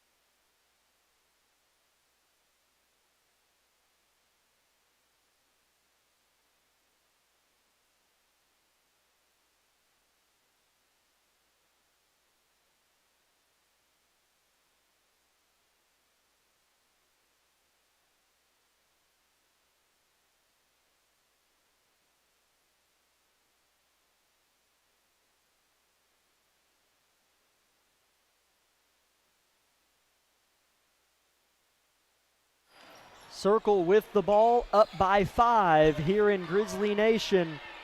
1:20 left, but just 10 seconds on the shot clock. Labette County wisely just trying to play some defense, and Gilbertson gets an easy floater. Yeah, we're just going to have to push it and try to get a quick shot or a quick foul. It's at that point. Kagan Bates, drives into traffic, flips one up that's blocked. And it's looking pretty grim for Labette County here, down 7 with 50 seconds left. And they have to foul 4 times before they're shooting free throws, and that's the dagger there. And one from Landon Boldra. Yeah. As I remember earlier in this game, he looked at his coach and said something along the lines of, I'm going to make it, or I want to shoot it. It was something like that. And from that point forward, he's been the backbone of this team. He's ran the offense, he's gotten offensive rebounds, he's created fouls, he's made us turn our shoulders. Ever since that moment, I know we even came back during that span, but it changed because they needed something consistent. And look at him, he's running this timeout down here. Yeah. So he's just taken over. He's done a really good job. Yeah, you can tell the kids look to him and want him to have the ball. And so, hey, we can take a lot from this game. There's nothing wrong with losing a few games early like this. And, we had a few turnovers late that were a little uncharacteristic for us that were really hurtful too. So, hey, let's finish this last 47 seconds, see if they miss a few free throws. We're very similar to this team. Very, very similar. Yeah. As far as, I think, ceiling and floor. Yep, I agree with that. And it doesn't seem like they've played many more than 6 players or 7. Yeah, I don't have very many in my book at least. 7. Yep, 7. Boldra's and one attempt is good. Yeah. He's got 15. Labette County down 10 in the blink. 40 seconds, Lamb to the rim, missed one high, rebounded by Boldra, and with 35 seconds left, Labette County is down by 10 points. Labette County will play at Mulvane. Here's a foul on Knight. Labette County will play at Mulvane on Thursday and at Circle, but against Collegiate Saturday at 11 a.m. the girls and 12:30 the boys. New Grizzlies check in. Carson Blake, Camden Good, Jet Stig, Colton Weil, and Braxton George all check in for Labette County's squad. This game was 44-46, and Labette County had the ball with like 2 minutes left, and they didn't get the ball in, and it's kind of led to 44-54 is what the score is now. Yeah, it's pretty amazing how quickly 6, 8 points, 10 points, whatever could happen. So we had our opportunity. Especially when you just came from being down that 2 minutes before. You know, once you fall back into the hole, it happens so much quicker than the first time you fell into it. Yeah, yep. So, yeah, I mean, Circle's a good team. And, yeah, that kid right there that's hyping up his fans made some of the bigger shots in this whole entire 32 minutes of play. He's a freshman. Yep, look at him, look at him. That's fun to watch. Yeah. He's a good player. Number 10, a 5'5 freshman, Keenan Boldra, stood in this corner and hit big shots. So congrats to him. He'll have a good career. 54-44, Circle knocks off Labette County in a game it feels like they could have had, and they'll have to get ready to load onto the bus and go to Mulvane on Thursday night and try to beat a good Mulvane squad. We're going to step aside for 3 minutes and come back with the Bowen Pharmacy post-game show.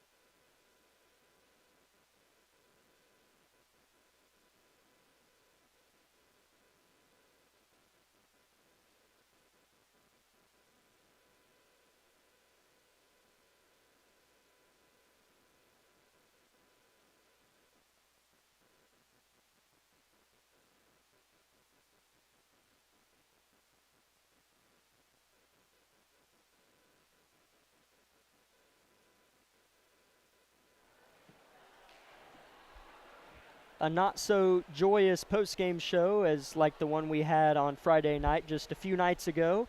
Labette County falls 54-44 here at home in the first round of the T-Bird Classic. On Friday, they scored upwards of low 70s and knocked off Frontenac. Tonight, back down to their average about last year, low 40s. It's just harder to win games when you score 40 points. It needs to be up there, but first or second game of the year, and it still feels like we could have won this game. We just didn't score enough. Yeah. We left some out there. Didn't feel like we had our runs. We just didn't sustain anything. We played really, really good for moments, or, I shouldn't say moments, but because there were some of our spurts, I mean, we really looked on fire and whatnot. But, hey, Circle, we can sit here and talk all we want. Circle defended well most of the game and hit some big shots more often than we did there at the end especially. So that's okay. We played this team 10 times. I think it's, almost 5-5, Probably, yep. I agree. Pretty close. Leading scorer for Labette County was Nolan Nash and Carson Lamb. They each had 9 points. Carson hit some big shots, one of them late in the game. Nolan Nash hit big shots late in the game. He took over for a while. Kagan Bates had 7. Briggs Knight had 6. Tucker Rush had 6, kept us in it in the first half. Barrett Heston had 5, and Dylan Johnson had 2. For Circle, they had 3 players in double figures. Kalman had 12. Landon Boldra had 15. Gilbertson had 11. And Keenan Boldra had 9. All were threes. And the last 2 he hit, the first one you thought ended it. Well, that wasn't true. And then the next one he hit actually did kind of end it. He had big shots in that corner. We left him open.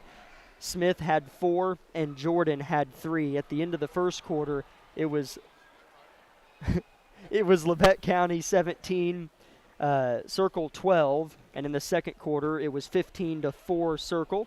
In the third quarter, Labette County outscored Towanda 11-9, and in the fourth quarter, Circle bested us 18-12. Hey guys, as we're happy to be joined by Coach Bradley Argerbright of those Grizzlies. Coach, it stings, I think, because we had it, and this team's going to be really competitive. Yeah, I was really proud with how we battled.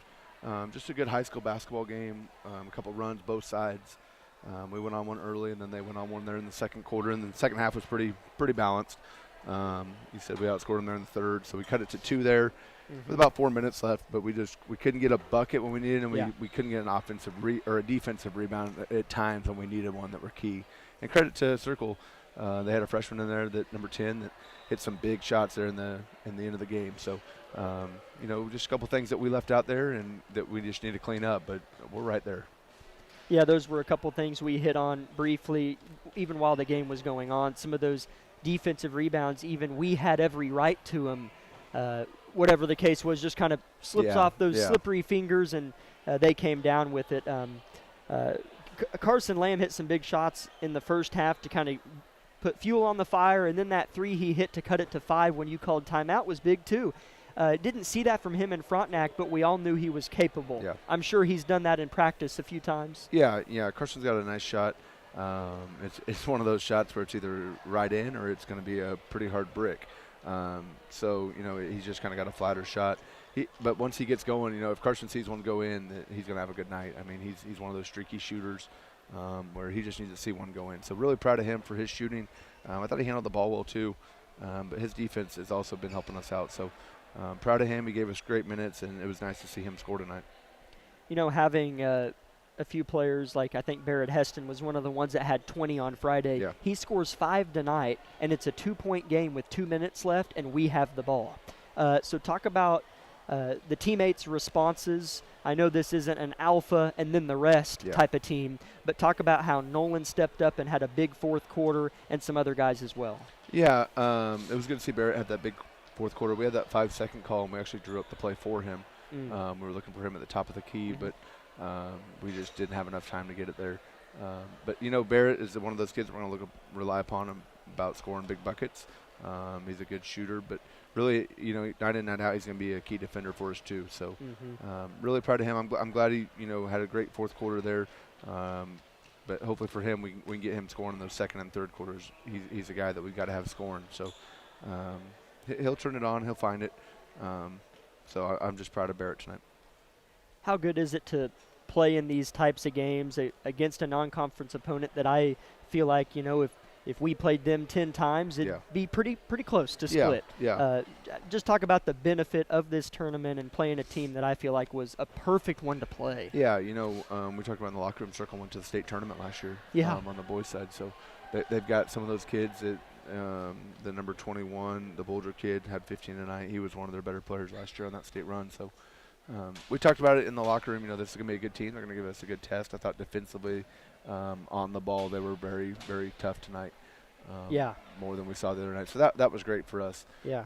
But, it's one of those things where we might see them at the state tournament. So you never know. We've seen them once now. And then also, I know they play in a tough league. They're a good program, always have been. So being in the game with them, that's a plus. But, we've got to get over that hump and beat these guys. So that would be a fun team to play again. But we get the benefit of playing Mulvane on the road on Thursday night. Those time slots are 6 and 7:30, and then Saturday we got the early slot, girls 11, boys 12:30. But we'll start with that Mulvane game. I'm sure you'll rest and do nothing tomorrow, right? Yeah, yeah. Sorry, I was looking down. No, we will get after it tomorrow.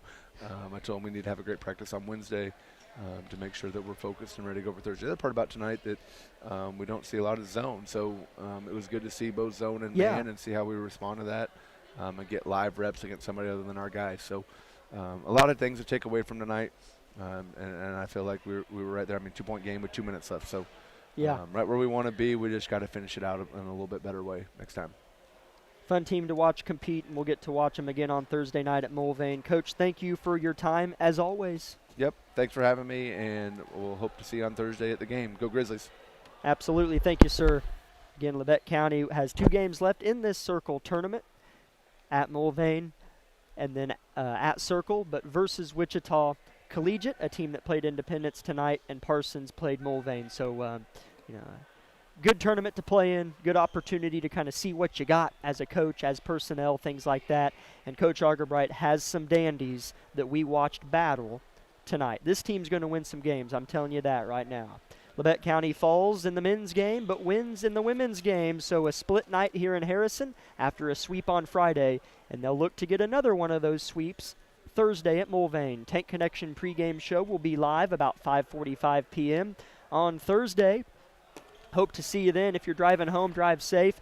And as always, God bless.